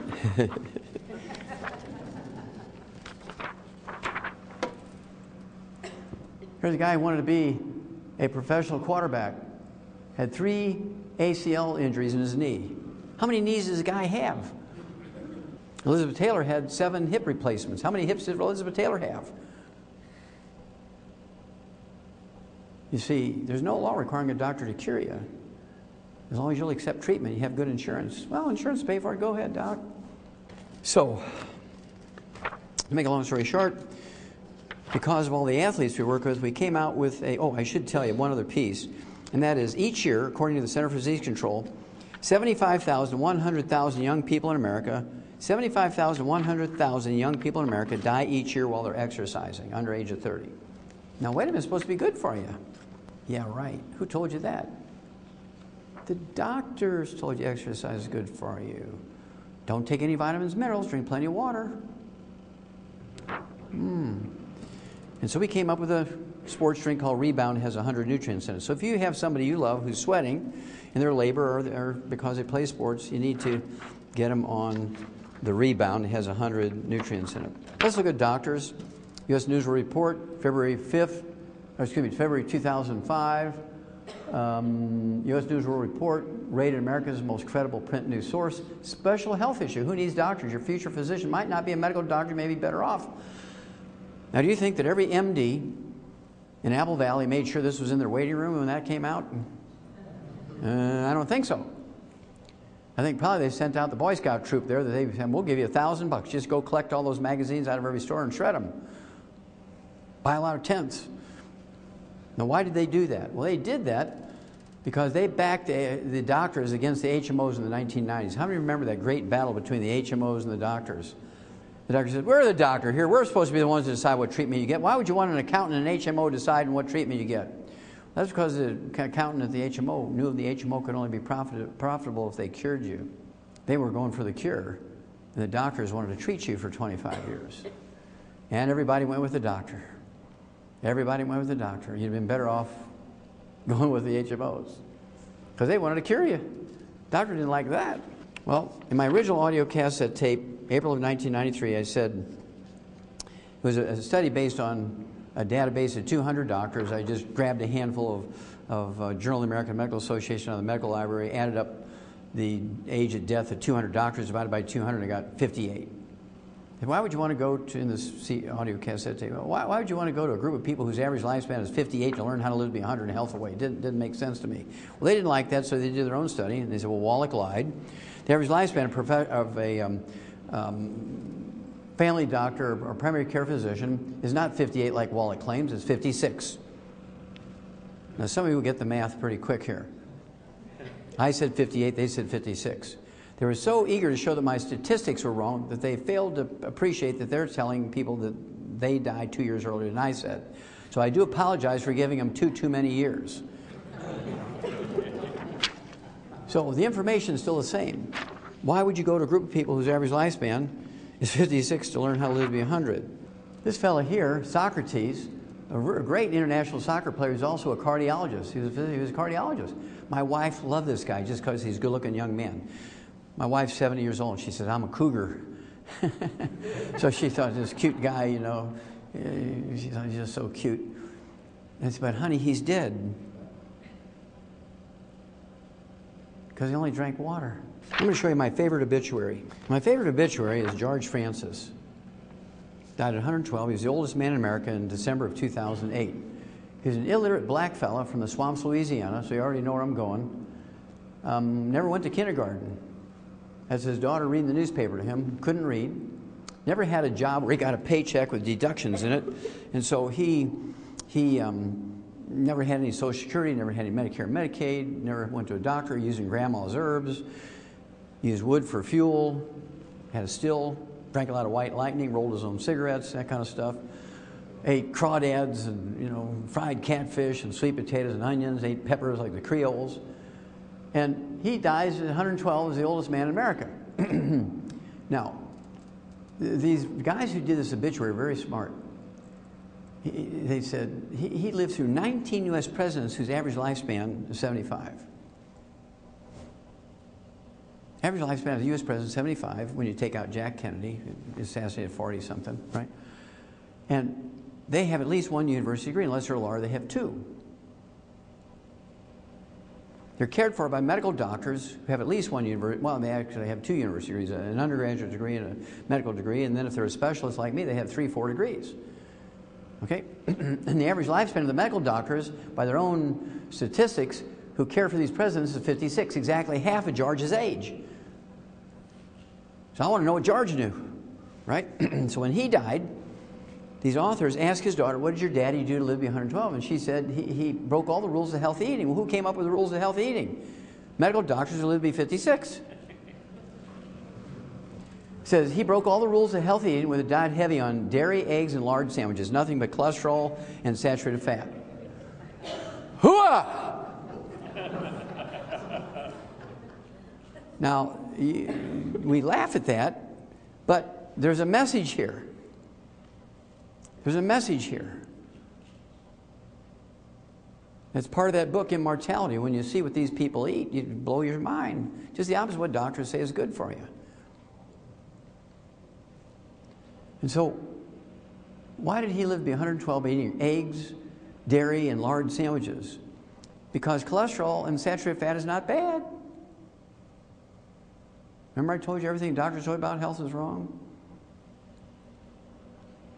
And you're going to see why in a minute. You're going to be angry at the medical group. Okay. This gal here, Credella Evans, the little black lady, came to us, and this is Bob and Judy Bell, some of our distributors in Crockett, Texas, just outside of Houston. And they sponsored this gal 15 years ago, and she was 85 years old, and she had like 6 diseases. She had high blood pressure, diabetes, arthritis, macular degeneration, she had a little dementia.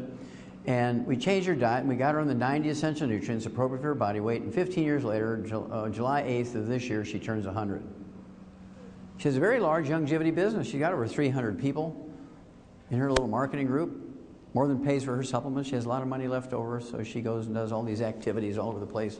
And to me, she looks like she's maybe 75, 80 years old. She doesn't look like she's 100. She doesn't color her hair. I just thought it was really brilliant. We're starting to get more and more people like her. We're accumulating quite a few people, and we might want to do a story on her about this. Okay, really super stuff. The last one I'm going to show you here before we get to the individual disease, I'm going to go very fast on the individual disease. So get out your pens and paper. You'll get most of it here. The last one I'm going to show you before I get to the diseases is this one. This is the oldest person we know on Earth. Now, there's probably people who are older than her, but we don't know about them. This gal was born in 1853 in a little island in Indonesia with no utilities. Wood was her fuel. Okay? And we know she was born then because we can see the birth certificates and the baptismal records at the Dutch Reformed Church, the little island she was born in. Now, in June of 2010, she was 157. She's still alive today, so she's 159. No doctors on that island. And since this is a fairly academic group, I'm going to throw this one in here, which I don't often, but it's really a great story. When Linus Pauling got his first of 2 Nobel Prizes, the first Nobel Prize he got was for studying the nutrition of genes. Genes require nutrients to function. You take a gene, you throw it in a bucket of saline water and say, okay, gene, you're a good gene, go for it, make something. Make a protein. Gene just sits there like tar baby. Gene can't do nothing without nutrients. Needs raw material like a factory, right? You need raw materials, you need energy, you need employees, you need parts, and all this stuff. Well, genes are the same way. Genes are just a blueprint. Uh-oh. What did the genome do for us after we spent $1 trillion? Nothing! After 20 years of mapping out the genome, they still haven't cured the cold. They haven't cured anything. Because genes by themselves do nothing. They require 90 essential nutrients too. Ha ha. Interesting. This new science is called epigenetics. How many of you heard of the term epigenetics? Okay, a few of you. Good. Now, I've been involved in this for a long time. And this is where it's at, because genes will not work without nutrition. And what he said when he received his first Nobel Prize for doing research into the nutrition of genes and chromosomes and enzymes, he said, you can trace every sickness, every disease, and every ailment to a mineral deficiency. Whoa, that's heavy. That is heavy. Do you think the medical system liked him? No. They actually he should have got a 3rd Nobel Prize because he was the one that first proposed that the double helix was how the chromosomes and genes were laid out. He proposed it. He figured it out 20 years before Watson and Crick got their Nobel Prize for it. And they got their idea by reading his stuff. And he was cheated. He should have shared that Nobel Prize with them. But they took his passport away from him because the doctors insisted he was a communist. And he couldn't go to Europe and study with the gal by the name of Franklin, who was doing all the X-ray stuff to determine the double helix. And they didn't have email back then. Okay, now here we go. Get your pencil and paper out. We're going to run through about 6 or 8 of the main diseases very quickly here. This is going to be a revelation for you. And I can go fast because now you know more than doctors. You've now become the most dangerous people in America. Let's see, we have what, about 60 or so people in here, and 57 people signed the Declaration of Independence and started the revolution against England, changed the world, those 57 people. You know, they committed their lives, their fortunes, and their sacred honor, those 57 people. It doesn't take much to win this battle, but we're going to have to be proactive. We can't hope and pray that the doctors are going to be the good guys here. We can't hope and pray. Let's See, I can tell by looking at you, but just to show of hands, how many of you ladies are still in the childbearing years? Okay, a good third of you, anyway. Maybe 2/3 of the women here in the room. So I want to spend 2 minutes on birth defects. Every birth defect you can name me, and 10 times that many you can't, are all caused by nutritional deficiencies of the embryo. There's not a single genetic birth defect. We've eliminated all birth defects in animals by simply giving the females preconception nutrition, perfect preconception nutrition prior to conception. Because all we had to do was give them good nutrition before they conceive. We eliminated all birth defects. I've been doing that in humans for 35 years. Okay? It works like a charm. All the diseases you think of are genetic in humans are not. They're just deficiencies of the embryo. Now, do you know how many different specialties we'd wipe out if there wasn't another baby born with a birth defect? Oh my gosh. All these kids with special needs. All these different agencies raising money to find research for the cure. We're going to look quickly at obesity because we're the #1 obese nation in the world. Why are we the #1 obese nation in the world? Because doctors and the government has no idea what causes it. And I'm here to tell you, we actually have a book out there called Hell's Kitchen. The subtitle is The Cause, Prevention, and Cure of Obesity. Nobody else can claim that they know that. Because if they did, we would be the #1 obese nation in the world. Okay? So, it's not a disease of excess. The reason why we're in such trouble with obesity is it's not a disease of excess, and that's how the government and the doctors treat it. It's a disease of excess. You need more exercise. You need less. But that's not what the problem is. It's a nutritional deficiency disease. Not a calorie deficiency, but a nutrition deficiency. I'll show you that. I'll prove that to you in a second. Just show you that for remembrance, right? Remember that one. Now, according to experts, 70% of our kids under the age of 12 are overweight, and 40% of our kids under the age of 12 are obese, which is 30 pounds over their ideal weight for their height. And it has nothing to do with too much screen time, lack of exercise, or eating too much. It has nothing to do with any of that. It's a simple nutritional deficiency. But you see, doctors would rather give you a bone marrow transplant when you have iron deficiency anemia than iron. You understand? Well, we've got the technology. We've got to use the technology. Let's do lap banding. That'll fix it. Now, this is one of my favorite obesity slides. This looks at obesity in adults. In 1980, we only had 15% Americans obese. Between 1900 and 1980, it was like 12%, 15%, 12%, 15%. It never really rose above 15% for 80 years. Boy, in here it just started going up like crazy. By 2000, 20 years later, it doubled, more than doubled. What happened? Well, right here, they took all the fat out of our diet. It's hard to find fat. I mean, everything is no fat, low fat, or fat-free. And we're getting fat. Then, anybody here ever raise livestock? Anybody fatten cattle or sheep or pigs? Now, do you feed them ice cream and lard and eggs to fatten them up? Do you feed them whole grains to fatten them up classically? And the answer is yes. You feed them whole grains.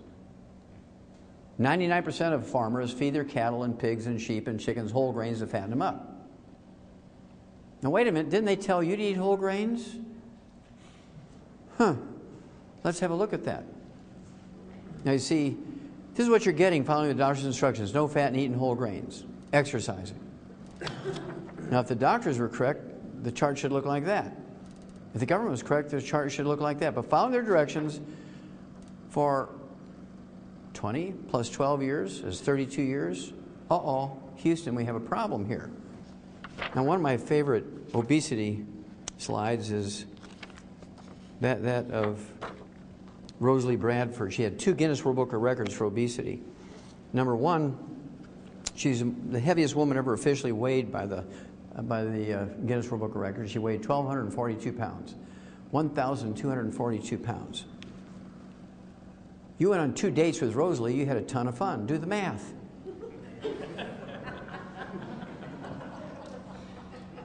Now, she also had her second Guinness World Book of Records. She lost the most weight, 736 pounds, between 1987 and 1994. This is not lose 10, gain 5, lose 10, gain 5 or kind of thing. This is lose, lose, lose, lose, because they did a lap banding on her and they put her on a 500-calorie diet, and she, over those years, she lost 736 pounds. That's like 3 people. Okay? And then she died, because fat is not the problem. Fat is just a symptom, just like cholesterol is not the problem. Now, what does it tell you? In 1980, it was 15%. It's almost gone up 300%. So what's the problem here? That's because they've told you to get fat. Eat whole grains, exercise, don't take vitamins and minerals. Avoid fat, and you get fat. I mean, if you're not careful, you could wind up in Ruth's Chris Steakhouse as the meal instead of the eater. No end in sight for the obesity epidemic. Why is that? Because there's 80 million baby boomers come along who eat whole grains, exercise, and don't take vitamins and minerals. I'm going to give you 3 clues, and then I'm going to give you the answer. Don't forget the book, Hell's Kitchen. This gal here, Natalie Hayhurst from Terre Haute, Indiana, is driven to eat light bulbs. Now, they say it's a rare condition, but it's not a rare condition. This happens several million times a day in America. She prefers wood, paper products, cardboard, sticks. She likes rocks, dirt. She eats Diet Coke cans. She won't eat classic Coke cans, only Diet Coke cans. She's eaten little magnets out of shower curtains. She loves plastic bottles and toys. I think that's why McDonald's took the toy out of the Happy Meal. So what is this condition? Well, you can call it pica, the munchies. You can call it, that kind of stuff. But she has that condition because she's minerally deficient. Pregnant women get the same thing. They eat weird stuff. I mean, pregnant women are classic for eating weird stuff. You know, back when your grandmother was out living out in the rural areas, she had pregnancy, she would go out and eat dirt. Fortunately, there was no calories in dirt, right? How many ladies heard your grandma used to eat dirt when she was pregnant? Yeah, I mean, grandma used to do that. We live in the 17th floor of an apartment building now in the inner city where there's no trees even. You start eating the Tootsie Rolls out of the kitty litter box because you're hungry for weird stuff when you're minerally deficient. If you own a cat with a kitty litter box, you know what I'm talking about. So I want you to get the book, Hell's Kitchen, because that's going to give you the details of when and how, and gives you the whole story of the electricity and how it made us fat. Loyola School of Medicine, Chicago. Oh, that's the Russian version again. Exercise won't cure obesity, because when you're exercising, you're sweating, you're replacing your sweat with water, you're sweating out of your minerals, and guess what? You get hungrier. If you're skinny, you stay skinny. If you're fat, you get fatter when you exercise. As a result, when they looked at that data, everybody agreed that they were correct. So it was a cover article in August of 2009, 8 months later, the myth about exercise, it won't make you lose weight. Anybody here ever raise horses or work with horses? Raise your hand. Okay, what do you call when a horse chews on the fence? Cribbing, very good. And how do you get rid of cribbing in a horse? You can shoot him in the head, that'll stop it, but I mean, what else can you do to get a horse to stop cribbing? What? Yeah, you give them a trace mineral salt block, or you give them bone meal or some minerals, and they'll stop within 3 to 5 days, they'll stop chewing on the fence. Well, those of you who've never seen cribbing, this is a stall in a barn in a horse and buggy Amish farm in Switzerland County, Indiana, in the southeastern corner of Indiana. Now, I don't even need to look at the horse or do tests on him. I just look at the rails in that stall in the barn. I can see that that horse is minerally deficient. Now, it's called cribbing in animals. It's called the munchies in humans. Now, it's socially unacceptable. It's socially unacceptable for your little kids to eat the neighbor's furniture when you visit. And that's where we developed the custom. That's where we developed the custom of taking and giving them cookies and drinks. They all have calories in it, so so we came up with a program that works every time. Obviously, you have to take the 90 essential nutrients per body weight, 1 healthy start pack for 100 pounds of body weight per month. And then if you're a diabetic, we like you to throw in, and you don't have to be a diabetic, but certainly a diabetic. You could also throw this in if you're not a diabetic. The Slender FX weight management system. It has some gluten-free, water-soluble fiber, so you feel satiated. It's got a meal replacer. You can either make it into a cold shake or an ice cream. You make it with water, and it has 80 calories and no sugar in it. Great for diabetics. Also has some accelerators here to speed up the weight loss. But the real secret sauce for weight loss is this one. ASAP, put a dropper full of this under your tongue 30 minutes before each meal. And this replaces the HCG diet. How many of you heard of the HCG diet? Okay. That requires injections. You got to do this whole thing with the doctor, right? Prescription stuff. Well, this is the raw material for your body to make your own HCG. You put this under your tongue, 30 minutes before each meal, and you will lose weight and keep it off. ASAP, ASAP, as slim as possible, as soon as possible. I'll show you 2 examples, one boy, one girl. This is Jerry from Salt Lake City. He'd been with us for 12 years at this point, and he had a bread belly. Now, he'd been taking the 90 Essential Nutrients, didn't have any health problems, but he had a bread belly. How many of you heard of a beer belly? Raise your hand. Okay, sure. Well, a good German knows that beer is liquid bread. Every German knows that beer is liquid bread. Why? Because the ingredients in beer and the ingredients in bread are exactly the same. The only difference between bread and beer is one is fermented and the other one is baked. The same ingredients. Same ingredients, only baking and fermentation is just difference in preparation. It's the same stuff. So it shouldn't be too hard for you to understand how somebody who eats bread can get a bread belly, just like people who drink beer get a beer belly. All right? So all we added to his program, he just took 2 healthy start packs. He drank to the Rebound because he's a little bit of a farmer. His wife Judy loved to make bread. He had bread for breakfast, lunch, dinner, and bedtime snack. Make his wife happy. Support his wife's hobby of making bread, organically grown, multigrain, you know the drill. So we added the ASAP. 45 days he loses 50 pounds, primarily from his belly. Okay? Because this product will preferentially move your metabolism to preferentially burn belly fat. And you can do crunches, you can do all that kind of stuff. You can lose 50 pounds, you'll lose muscle before you lose belly fat. I see a lot of people shaking their heads, yes, right? If you've ever tried to lose belly fat, it's very difficult. But this stuff will do it. Now I'll show you another one here. You already know this person, the little red-headed gal, Brandy, who introduced me. She's 5'2", and in this picture, she weighed 158 pounds. 1/3 of her body weight was fat. Okay, I apologize for this being out of focus, but this came off of her driver's license with a phone camera. But at any rate, so she's been with us for about 8 years at this point. And she's been using our products. So her husband is a heavy equipment driver, and he liked bread. So she made bread for him, and what was ever left over, she'd eat it, right? Rather than let it go away, she ate it.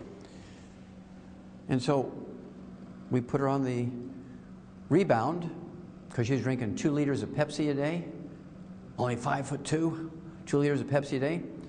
And so we put her on Rebound instead of the Pepsi, and then she lost, I don't know, 20-something pounds, and she still needed to lose another 30, so she got on the ASAP, and in a month's time, she got down to 106 pounds, 158 to 106. Healthy Start Pack, Rebound, and ASAP. Now, that was, I think she got down to this 106 pounds in January of this year. She's still 106 pounds. You will keep your weight off as long as you're taking in the minerals appropriate for your body weight, because you don't have the munchies anymore. Everybody else, you can lose weight. There's a million different ways to lose weight, but you always gain it back because you haven't solved the problem of mineral deficiency. You get the picture? Okay, now I can move on here. Oh, also I should do this one here. I forgot. Tim's here. One of the guys who helped register tonight, Tim, he lost 44.5 pounds and 8 inches in waist in just 60 days on the program. He's been with us for a while, but the ASAP, and he's been able to keep it off. And he was telling me he was hiking up in the mountains, and because he lost that 45 pounds, he did pretty good. Okay, how many have ever heard of Alzheimer's disease? Raise your hand. Okay, Alzheimer's disease is a physician-caused disease.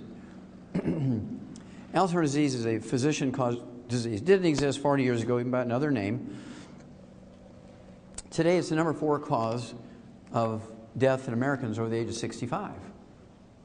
So it goes from 0 40 years ago, now it's the number 4 cause of death. That's caused by physicians. I'll tell you how. What is Alzheimer's disease? Well, Alzheimer's disease is a going away of the myelin. It's the white matter of the brain. How many of you heard of myelin? Most of you younger people should know myelin is the white matter of the brain, insulation material. And when it goes away, the naked nerve fibers all tangle up. It's one of the diagnostic features of Alzheimer's disease. At autopsy, you get these nerve tangles. You've probably all read about nerve tangles. And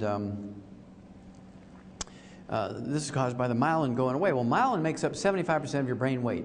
The gray matter of your brain, the thinking part, the memory part, the problem-solving part of your brain, it only makes up 2% of your brain weight. It's like 2 millimeters of this little covering of the white matter. The white matter makes up 75% of your brain weight.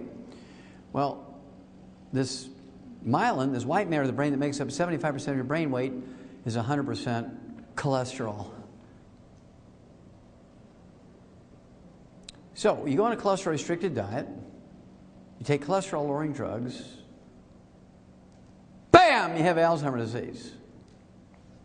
Because you can't maintain the white matter in your brain anymore. You're giving up all the raw materials, you're taking drugs to drive your cholesterol down because doctors said it would make you live longer. Let's have a look.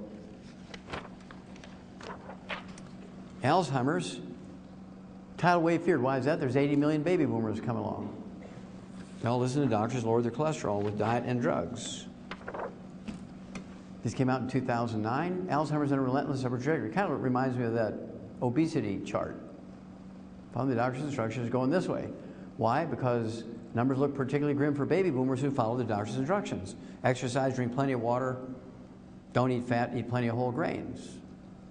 Oh yeah, use oils instead of lard and dairy and eggs, like George Francis. Oh, you're going to see a lot of this kind of stuff now. A mother and son share the bonds of love, Alzheimer's disease, and the same doctor who lowered their cholesterol. Now, any Mormons in here tonight? Any Mormons? Any Mormons? Any Mormons? Oh, I'm disappointed. No Mormons. Okay. Any Seventh-day Adventists? Any? Okay. Now, the reason why I'm asking that question is 2004, Johns Hopkins School of Medicine came out with a wonderful study on Alzheimer's disease. They went to Cache County, Utah. And they chose Cache County, Utah. I mean, you could get 5,000 people for a study in Baltimore, Maryland, right? So why did they go all the way out to Cache County, Utah? Well, that's because in Cache County, Utah, they're extremely religious Mormons. They're almost like Orthodox Jewish people when it comes to their diet. They actually have a book called The Words of Wisdom, which supplements the Book of Mormon, and it tells them what to eat, what not to eat, right? And so all of these people in Cache County, Utah, the oldest living people in America, they live to be 87. Seventh-day Adventists live to be 85. The Mormons as a group live to be 85, but the Mormons in Cache County, Utah live to be 87. They're all farmers, very religious farmers with a background from Scotland. They all come all their culture comes from Scotland. So culture the same genetic pool, same diet, their same profession, live in the same county, same everything. Same diet. It was really a great study. I mean, it was like laboratory rats, right? It was just perfect. And what they did was take 5,000 of these people over the age of 65. They gave half of them a couple of vitamins. And the other half they gave a sugar pill. It was a blind study. Nobody knew who was getting what. Well, at the end of the study, those getting the vitamins reduced their risk of Alzheimer's disease by 78%. Those getting the sugar pill increased their Alzheimer's disease risk by 78%.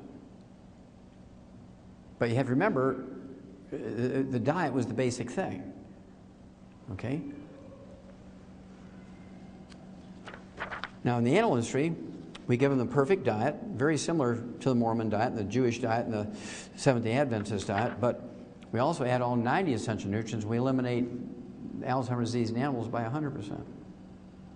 So now you know Alzheimer's disease is not genetic. There's no way it could be genetic if you can reduce the risk of Alzheimer's disease by 78% just by taking a couple of vitamins and a particular diet. It's not genetic in any way, shape, or form. Again, doctors are wrong because their knowledge is very constricted. They have a very narrow range of training. They know little or nothing. Every time they utter the word nutrition or give you nutritional advice, they should be put in jail as a felon. That would stop them from killing people. If they say the first two letters of the word nutrition, they should be put in jail. You're in jail, put the cuffs on them. Now, I'll give you an example. This is Ray McGregor from Charlotte, North Carolina. His sister, who's one of our associates, one of our distributors, 3 years ago called me and said her brother 8 years earlier had been diagnosed with Alzheimer's disease. Very severe, very rapidly advancing. The doctors tried all these drugs that they say can help with dementia, no help. So she took him over the 8-year period before she called me to 3 neurological clinics, and then she took him to the medical school 2 weeks before she called me, and went to the Department of Neurology at the medical school there in North Carolina and said, look, I'm demanding that the head of the Department of Neurology examine my brother, which he did. Said, look, this guy, he's curled up on the floor. He's being fed through a G-tube. There's nothing we can do. Drugs aren't going to help him. Love's not going to help him. Money's not going to help him. Put him in a hospice. If you're going to do that, put him in the one that I own, right? Well, he didn't say that, but I just threw that in. Put him in a hospice, what he said. So she calls me. So there's 4 different dementias. There's vascular dementia, which used to be called senile dementia. There's nothing wrong with your brain when you have senile dementia or vascular dementia. It's actually a plugging of the arteries in your brain, just like you get coronary arteries that plug. They can plug here, can plug there, right? And then there's Korsakoff syndrome, which is a deficiency of a single vitamin. It was discovered 300 years ago, set in the year 1712 by a Japanese naval surgeon. And then there's Wernicke-Korsakoff's, which is Korsakoff syndrome, that deficiency of that vitamin and MS, multiple sclerosis, mixed in together. And then there's Alzheimer's disease. So here's what I told her to do. I said, look, we're going to treat him for all 4. And I do this literally 1,000 times a year. It always works out. So we're going to try this in your brother too. We gave him 2 healthy start packs. He weighed 185 pounds, so we gave him 2 healthy start packs. Got him off all the bad stuff. No fried foods, no oils, which is difficult because what are they feeding him through his G-tube? Ensure, which is all corn oil. It's easy to get through the tube and you can count the calories, and that's why they made it out of corn oil. They don't consider what it does for the patient or what it does to the patient, right? Ensure is the worst. I wouldn't give Ensure to a communist. Okay, it's bad stuff. So 2 healthy start packs per month, none of the bad stuff. Now, for the vascular dementia, I threw in 3 twice a day of the ultimate daily tablets, which are designed to get blood flow through blood arteries and support healthy blood pressure and so on. Then for the Korsakoff syndrome, I gave him 3 de-stress capsules twice a day. It's 2 bottles a month. It has the vitamins in it that are missing when you have Korsakoff syndrome. And then for Wernicke-Korsakoff's, I added selenium to it, 3 of those twice a day. That's 2 bottles a month to deal with the lesions of the MS, which you can get rid of those and MS goes away. And then for the Alzheimer's disease, I threw in 12 eggs a day to rebuild the myelin of the brain, because the cholesterol's gone in his brain, so I've got to ramp up his cholesterol. Give him 12 eggs a day, and 3 of our, what we call Smart FX, 3 times a day. That's 3 bottles a month. Ultimate daily tablets, and then the last one is Smart FX. 3 of those, you're like, get smart, okay? 3 of those 3 times a day, that's 3 bottles a month, and that's the raw materials for your brain to make the neurotransmitters for memory. Duh. So she calls me in 2 weeks. I'm going to give you an exact quote of what she called me. Actually, it was a week. Okay, I'm going to give you the exact quote. She calls me on the radio, so I have the disc. I'm even going to quote the utterances she made. She calls me in 2 weeks and she says, "He's cured! Ah, ah, he's cured!" Now, Ray and his wife loved me because he was that close to death. Put him in a hospice, he'd have been dead in 2 weeks. Okay?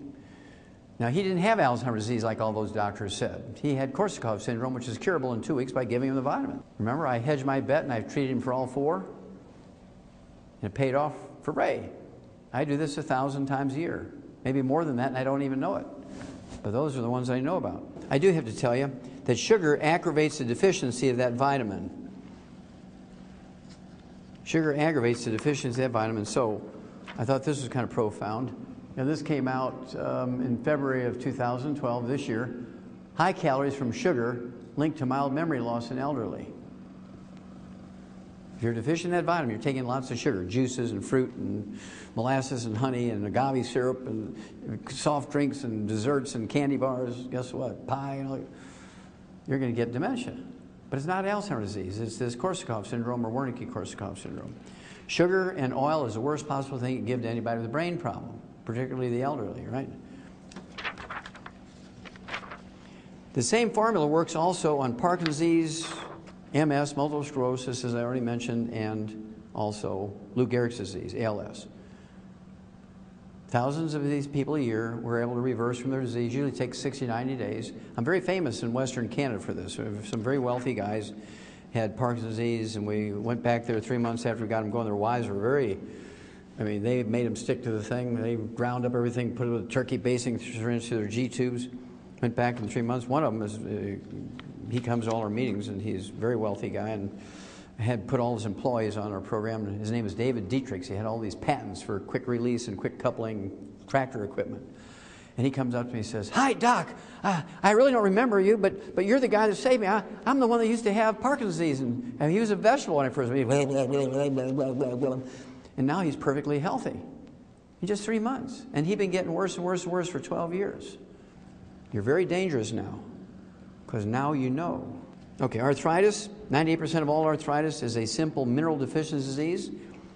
Only 2% of arthritis is rheumatoid arthritis caused by an infection that's curable in 2 weeks. You can cure rheumatoid arthritis in 2 weeks with antibiotics. We've known that for 70 years. But see, there's no law requiring doctors to cure you. So how do they treat you? Let's see here. They give you prednisone, cortisone. They give you methotrexate. They give you gold shots. They do joint replacements. $750,000. Why should they take $300 in office calls? See, now you become very dangerous now, because now you know the truth. 85% of the people with rheumatoid arthritis also have bone-to-bone arthritis.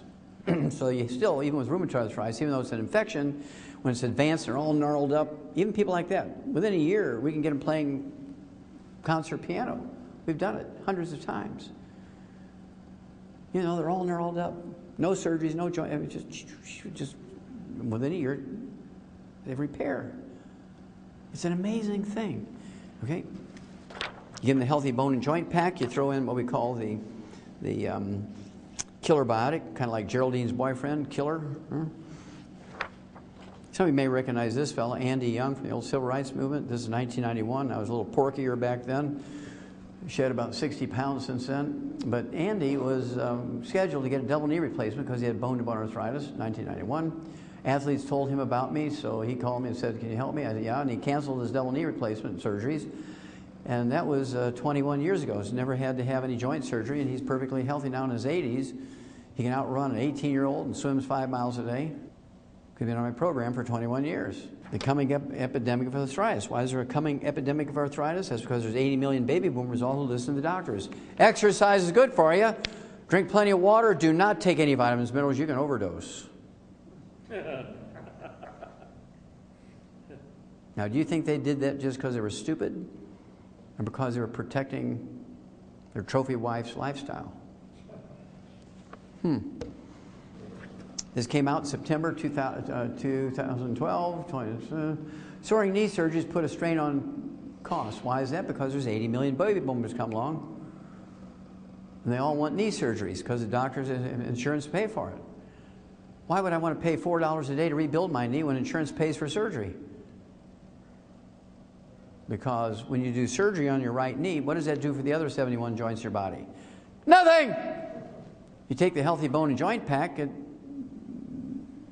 supports and promotes maintenance and repair of all of them. Well, I better ask my doctor. I get that a lot. I better ask my doctor. You better hurry. He's 75 years and 11 and a half months old. He's only got 2 weeks left.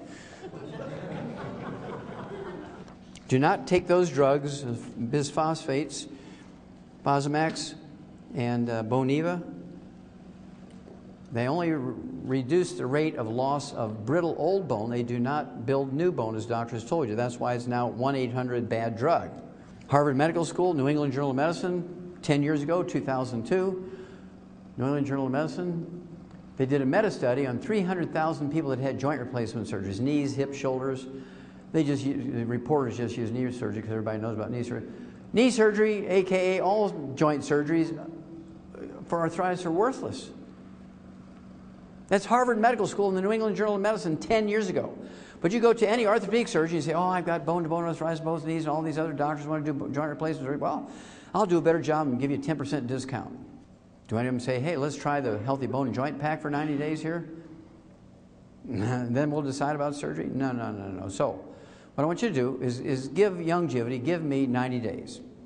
Do the healthy bone and joint pack. If you have any joint problems, I have to tell you, I'm 73 years old. I've been doing this for 64 years. I started when I was 9.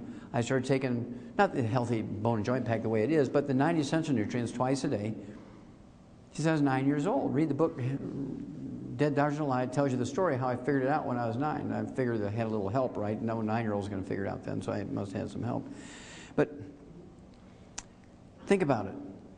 I haven't been sick one day in 64 years. People know me for a long time. I've never been sick in 64 years. I've never been on a prescription medication, never. I can still get another 8 hours of lecture on one foot if I can balance myself here. I mean, there's not many 73-year-old guys who can do that because they have arthritis and pain in their feet and their backs and all this kind of stuff. And so it has nothing to do with age. It has to do with everything. You're giving your body all the raw materials it needs to maintain itself. You put oil in your car, you change the oil every 3,000 miles like the maintenance book says, that car will last 300,000 miles. You don't change the oil and you don't replace it as it's burning up, you might only go 50,000 miles, right? So, give me 90 days. If I fail, you can always get the surgery. If you go get the surgery first, you can't always get unsurgery, uninfected, unparalyzed, and undead. 4 years later, the same group of doctors, same database, looked at back surgery, low back pain, sciatica, restless leg syndrome, peripheral neuropathies, numbness, burning, tingling in your neck and feet and hands and so forth, degenerative disc disease, surgery unnecessary for sciatica and low back pain, low back problems. Give me 90 days. If I fail you with a healthy bone and joint pack, you can always, right? You can always go get the surgery. But you don't want to go get surgery first because of all the terrible things that they do to patients for back surgery. That's the worst. I see people all the time. They're all, oh yeah, they put 2 rods in my back 14 years ago and I'm doing fine now. Everything's good. Yeah, give me 90 days. Okay, diabetes is a simple mineral deficiency disease. It's not genetic in any way, shape, or form. We've known that for 70 years. It's a simple nutritional deficiency disease.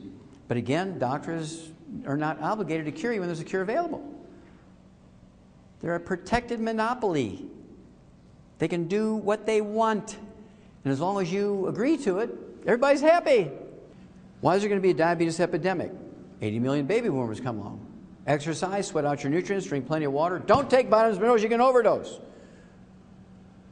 I must hear that 1,000 times a day if I hear it once. I don't know who to strangle first, the patient or the doctor. And here's why you'll be burying your children. Wall Street Journal, April of this year. No easy cure for diabetic children. Now, we're not talking about type 1. This is type 2. It used to be called adult onset type 2 diabetes because it only occurred in people over the age of 50. Well, that was a long time ago. In 1963, people under the age of 5 never got type 2 diabetes. But look, following the doctors and the government's instructions, eat whole grains, don't eat fat, eat, plenty of exercise, don't supplement. Look what happened. See, if the doctors were right and the government was right, the chart should look like that again. Following their instructions, doing what they say, this is what you're getting. And so the kids are dying younger and younger and younger just from type 2 diabetes when nobody should get it. It's a simple mineral deficiency. High blood sugar is not the disease. High blood sugar is just a symptom of the disease. Just like elevated blood cholesterol is a symptom of type 2 diabetes, it has nothing to do with the cause of the disease, high blood sugar. Do not get statin drugs because they increase your risk of diabetes, type 2 diabetes, by 50%. And this came out, in 2012, right? Just like the other one I showed you. I don't get all the easy ones. When I get people with diabetes, I usually get them with complications. Here's some gangrene of the foot. I see gangrene of the legs all the way up to the groin. And a good endocrinologist, he loves this. I mean, the toes are crystallizing. There's not much healthy flesh left. So they'll cut the foot off right there at the arch. If it goes up the leg, they'll cut the leg off in the middle of the thigh or up at the groin. Well, with our program, it usually takes 2 to 14 days to wean them off their medication. Now they're an ex-diabetic in 2 to 14 days. It happens like all the time. The longest it ever takes is 30, 60 days. But I'd say 80% of them are 2 to 14 days. If they do exactly as I say, they'll wean off their medication because we're giving them the mineral that's missing. But what about the complications? What about blindness? What about heart disease? What about gangrene? Well, it just all goes away. Usually 30 to 60 days. We do have to have one thing for gangrene. It's called the Ultimate Daily Tablets, just like for vascular dementia and coronary artery disease. For this, I would also add, in addition to the Healthy Blood Sugar Pack, which is the Healthy Starter Pack, and the Sweeties, appropriate for body weight. If they have complications of the heart, or eyes, or brain, or complications of the gangrene, I give them the Ultimate Daily to get the circulation going. Here's another one that shows they don't know anything. Diabetes cases may double by 2050, and perhaps even triple. Now, what does that tell you about their level of knowledge when it comes to the cause of these? They don't know nothing. All they're doing is tracking numbers and treating the same way over and over and over. I remember Albert Einstein. He was a Nobel Prize winner, one of my favorites, and he said, many global things are unimpeachable. My favorite is insanity is doing the same thing over and over and expecting a different result. He's the one that came up with that. What a beautiful global statement, right? And this just shows how stupid and insane they are. So again, the Healthy Blood Sugar Pack, And if they have complications, whatever is necessary to deal with the complications. Usually within 2 to 14 days, they're an ex-diabetic. So if it's not cholesterol that plugs the arteries, what is it? It's inflammation caused the arteries by eating fried foods and eating oils and processed meats with nitrates and nitrites. All the things that turn into trans fatty acids, even at room temperature. You go to a restaurant, well, we're very careful to ask, we want salad, but we want it dry. We don't want any dressing on it. You know, when I go to a restaurant, I have all my eggs poached. At home, I'll soft scramble my eggs in butter because I know I'm using butter. If I ask the cook in an IHOP or a Denny's to scramble my eggs in butter, you know what they're going to do? They're going to use honey that tastes like butter because it's cheaper. And they think they're doing me a favor because it's, you know, it's an oil or margarine. I want to be like George Francis. That'd be 112, at least. Okay? So the secret killer is not cholesterol. How many of you heard of the Saturday Evening Post? See, young people don't even know it. I thought it was a dead magazine. Ted, I didn't even know it still existed. This is a May-June 2012 issue, cover article. Pill shocker, cholesterol meds may be useless. They left out 2 words. They should have said cholesterol meds may be useless and dangerous. Article's title was The Cholesterol Conundrum. One of the doctors interviewed for the information in that article said, everything you've heard about cholesterol and heart disease is wrong. Who told everybody that? Doctors. And then a summary of speaking to 12 different doctors. These authors of this article spoke to 12 different doctors who were primarily heads of the departments of cardiology at medical school, said, here's the summary, cholesterol levels are actually a fairly weak predictor of who will have a heart attack. What? What? Now this is just the opposite of what they said even 2 weeks before this article came out. Now I said this in 71 and they thought I was an idiot. Now they're saying what I said 41 years earlier. Okay? Cholesterol levels are actually a fairly weak predictor of who will have a heart attack because that's true. Cholesterol has nothing to do with a heart attack. You saw this one earlier. Now this will mean something to you. Good cholesterol, not so beneficial. Higher HDL, high-density lipoproteins, the good cholesterol levels don't reduce heart attacks. Lower your cholesterol of any kind, good or bad, doesn't reduce heart attacks because it doesn't cause it. You spent $1 trillion a year for 50 years for nothing. You spent all that money and all that energy and all that consideration and eating stupidly, and you're ranked 92nd in the world in healthfulness. 60th in longevity. That's what you got for following the doctor's instructions. All these illiterate people out there doing just the opposite of what doctors say, just because they're illiterate, live to be 112. Pediatricians want in on the largesse now. They want to get the kickbacks too, so they're going to start giving 8-year-olds statin drugs to lower their cholesterol because they think if we lower the cholesterol levels in kids 8 years old, we'll prevent heart disease in adults. And what you're going to say is, no!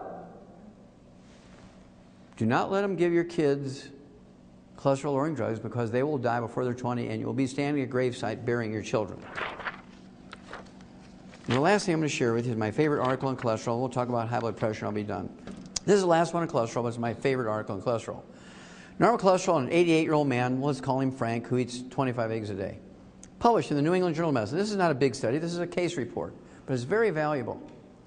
This guy, Frank, goes in 88 years old for his annual physical, and Dr. Kern, who's a clinical doctor in the outpatient clinic at Harvard Medical School, which teaches young doctors how to be doctors, and that's scary. And Dr. Kern comes to Frank and says, look, you're in pretty good shape for 88 years old. Man, we couldn't find anything wrong with you. I'm going to reward you. I'm going to give you a prescription of Viagra. And so Frank stands up and kind of lifts up his belt, and throws his shoulders back and says, well, I'm pretty good in that area. I don't need no Viagra. So the doctor says, really? What do you do? What do you do to be good in that area? He says, well, I eat 25 eggs a day. And the doctor says, what? The doctor's having a heart attack. What? You eat 25 eggs a day? So the doctor runs back into the lab and he reruns it himself. He couldn't believe the numbers. So he comes back and says, well, your blood cholesterol is 190 without medication. And why do you eat 25 eggs a day? He says, well, it makes me more studly. Now I want you to think about it.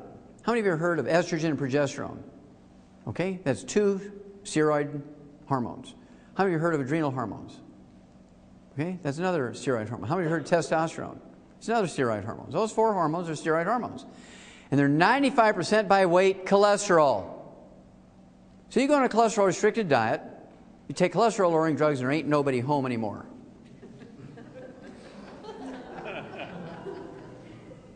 Okay? You have erectile dysfunction. That's why they have so many ads on TV after 10 o'clock at night. There's Bob selling Enzyte.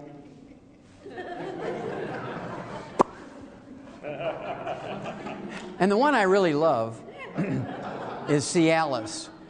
You know, this couple on the beach in the bathtubs? Now, their genetic line is going to die out. They're very stupid. You got to be in the same bathtub before there's the right moment.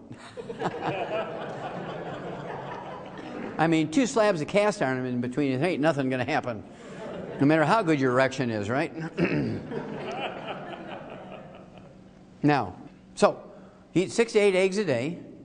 And, you know, Ted's and his wife Nasima and Brandy, they always eat with me a lot on the road. When I go to these places, I'll have a big steak. If it's breakfast time, I'll have 4 eggs that are poached with a big hamburger patty or breakfast steak. And you can see all the people in the place are eating their organic multigrain waffles looking at me.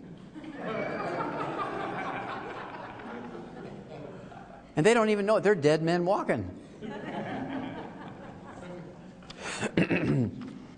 So you take your 90 essential nutrients. We actually have an aphrodisiac called Drive. It's a little capsule. And the main ingredient is an herb in it. It's an Asian herb called Harney goatweed. It's a great little herb called Drive. We add that to our, I'll tell you a couple of other things, a lot of fun. Okay, the stealth killer, high blood pressure, is a simple mineral deficiency. High blood pressure is not genetic in any way, shape, or form. Even in the black community, it's not genetic. Millions don't manage blood pressure. Well, that's because they're treating symptoms. They're not dealing with the cause. Cause is a mineral deficiency. Salt has nothing to do with high blood pressure. What's the first thing a good farmer or rancher puts out for his livestock in the pasture? A salt block or salt lick, right? There's nobody out in that pasture telling a cow she's limited to 1 lick a day, is there? I refuse to believe my human patients are dumber than a cow. Oh, also, if you're biblically orientated, it's kind of fun. God said, go forth and be a salt of the earth, right? I mean, it's in the Bible. And God is forever. Now, doctors say restrict salt and they live to be 56. I'm going with God. Big study. Uh-oh, Houston, we have a problem here. Low sodium intake could be riskier. That's because sodium is an essential nutrient. You cannot have nerve impulses without sodium. You can't move water around in your body without sodium. You can't make stomach acid without chloride. Chloride and sodium are probably the most common of all the mineral cofactors necessary for enzymes and genes to work. Uh-oh, Houston, we have a problem. Now, while this study was designed to deal with high blood pressure in the black community, because doctors convinced the black community that high blood pressure is genetic in them, this also is true for whites and blacks and yellows and reds and oranges and everybody, right? What they did was go from Loyola University in Chicago and Oxford University in London to Nigeria. They wanted to go up in the mountains of Nigeria and find some tribal guys that had normal blood pressure. They could take their blood samples and they make a vaccine come back, genetically engineered thing, injected in every black man, woman, and child, and get rid of their high blood pressure that way. Well, they get out to Nigeria from Oxford University and Loyola University, and they find out that only 7% of the people living in the tribal areas of Nigeria have high blood pressure. 93% are normal. That freaked them out. So they go back to London, they go back to Chicago, and they start doing DNA tests looking for gene pools of people whose ancestors had originated from West Africa during the slave trading days in the 1600s, 1700s. They found lots of them. They started just simply screening by doing blood pressure. They found out that the people with the same genetic pool as West Africa, as the West Africans, 33% high blood pressure. So you know immediately it's not genetic because your position on Earth doesn't dictate or change how a genetic disease will manifest itself. If you have a genetic disease here, you know, in Minneapolis, you're going to have it in London, you're going to have it in Cape Town, South Africa, you're going to have it in Auckland, New Zealand. It doesn't matter where you're on Earth, the genetic disease can be the same. So when there's a 5 times difference here between where you live, you know it's not genetic. Well, they didn't like that. So they gathered up more blood samples from Nigeria, more blood samples from all over the world, from people who had originated from Nigeria, their ancestors, during the slave trading days. And they got in the geneticists, and they got in the cardiologists, and the blood pressure people, and all this stuff, and they studied for 6 years. And in 2005, January 2005, they came out with the final results of the study. Remember, doctors want you to believe that it's genetic. This is published in the British Medical Journal, which is their version of the Journal of the American Medical Association, very well respected around the world. And here's what they said. Hold on to your hats. High blood pressure in blacks, not genetic. High blood pressure in white's not genetic. High blood pressure in yellow's not genetic. High blood pressure in red's not genetic. It's not genetic in anybody. It's a simple mineral deficiency disease. Now, how many of you in this room, particularly the black individuals in this room, how many of you had your doctor send you an email in 2005 saying, "Praise God, we just learned that high blood pressure in black's not genetic. You just take the Healthy Start Pack and the Ultimate Daily Tablets, blood pressure goes away in a couple of weeks. Hallelujah!" Anybody get that? I speak to black churches all the time. They've never heard of that. You know how many black men have died in the last 7 years because they didn't get the information? Over 100,000 from a high blood pressure stroke. Somebody needs to go to jail. But they won't because they're a protected monopoly. So how do we deal with this? We tell people ourselves. We share this information and get people to do things for themselves. They won't need doctors. And here comes the fun part.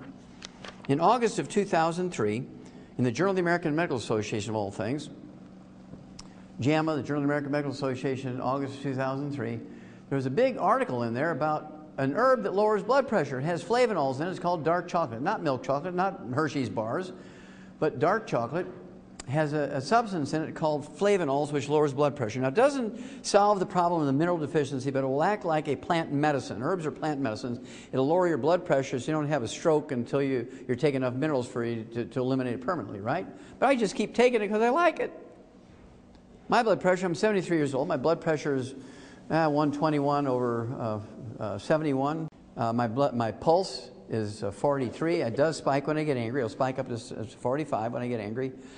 When I was wrestling for the University of Missouri, my wrestling pulse was 38, and the doctors were always freaking out, but I could always outrun them, outwhip them, and all this, that, and the other, right? And in addition, dark chocolate has another substance. It's a fun substance called PEAs, phenylethylamines. How many of you have heard of phenylethylamines?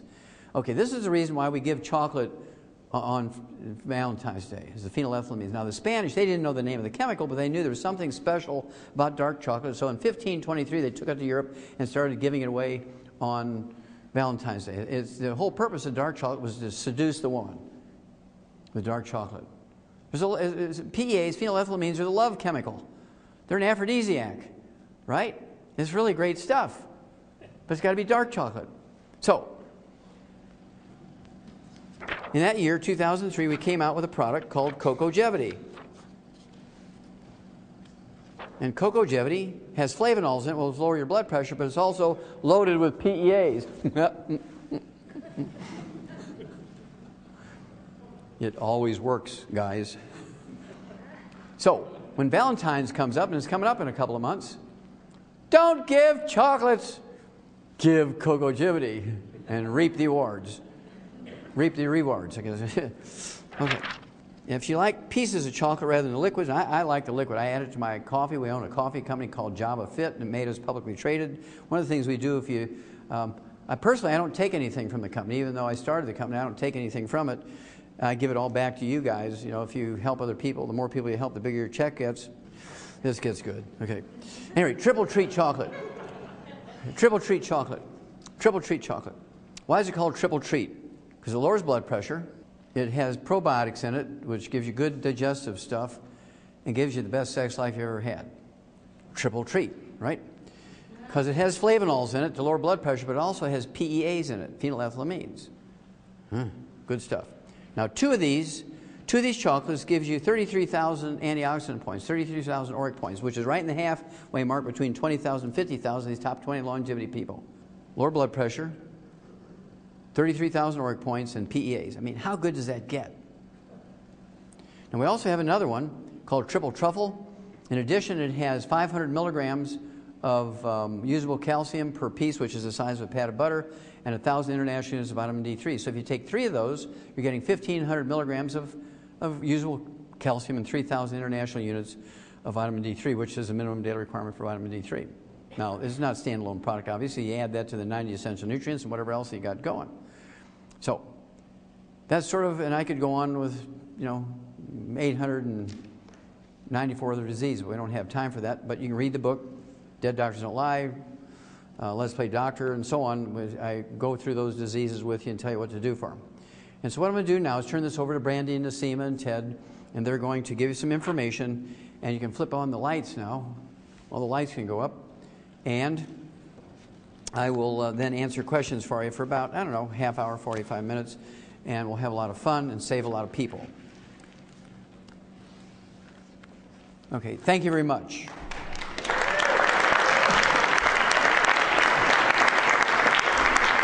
Hooah!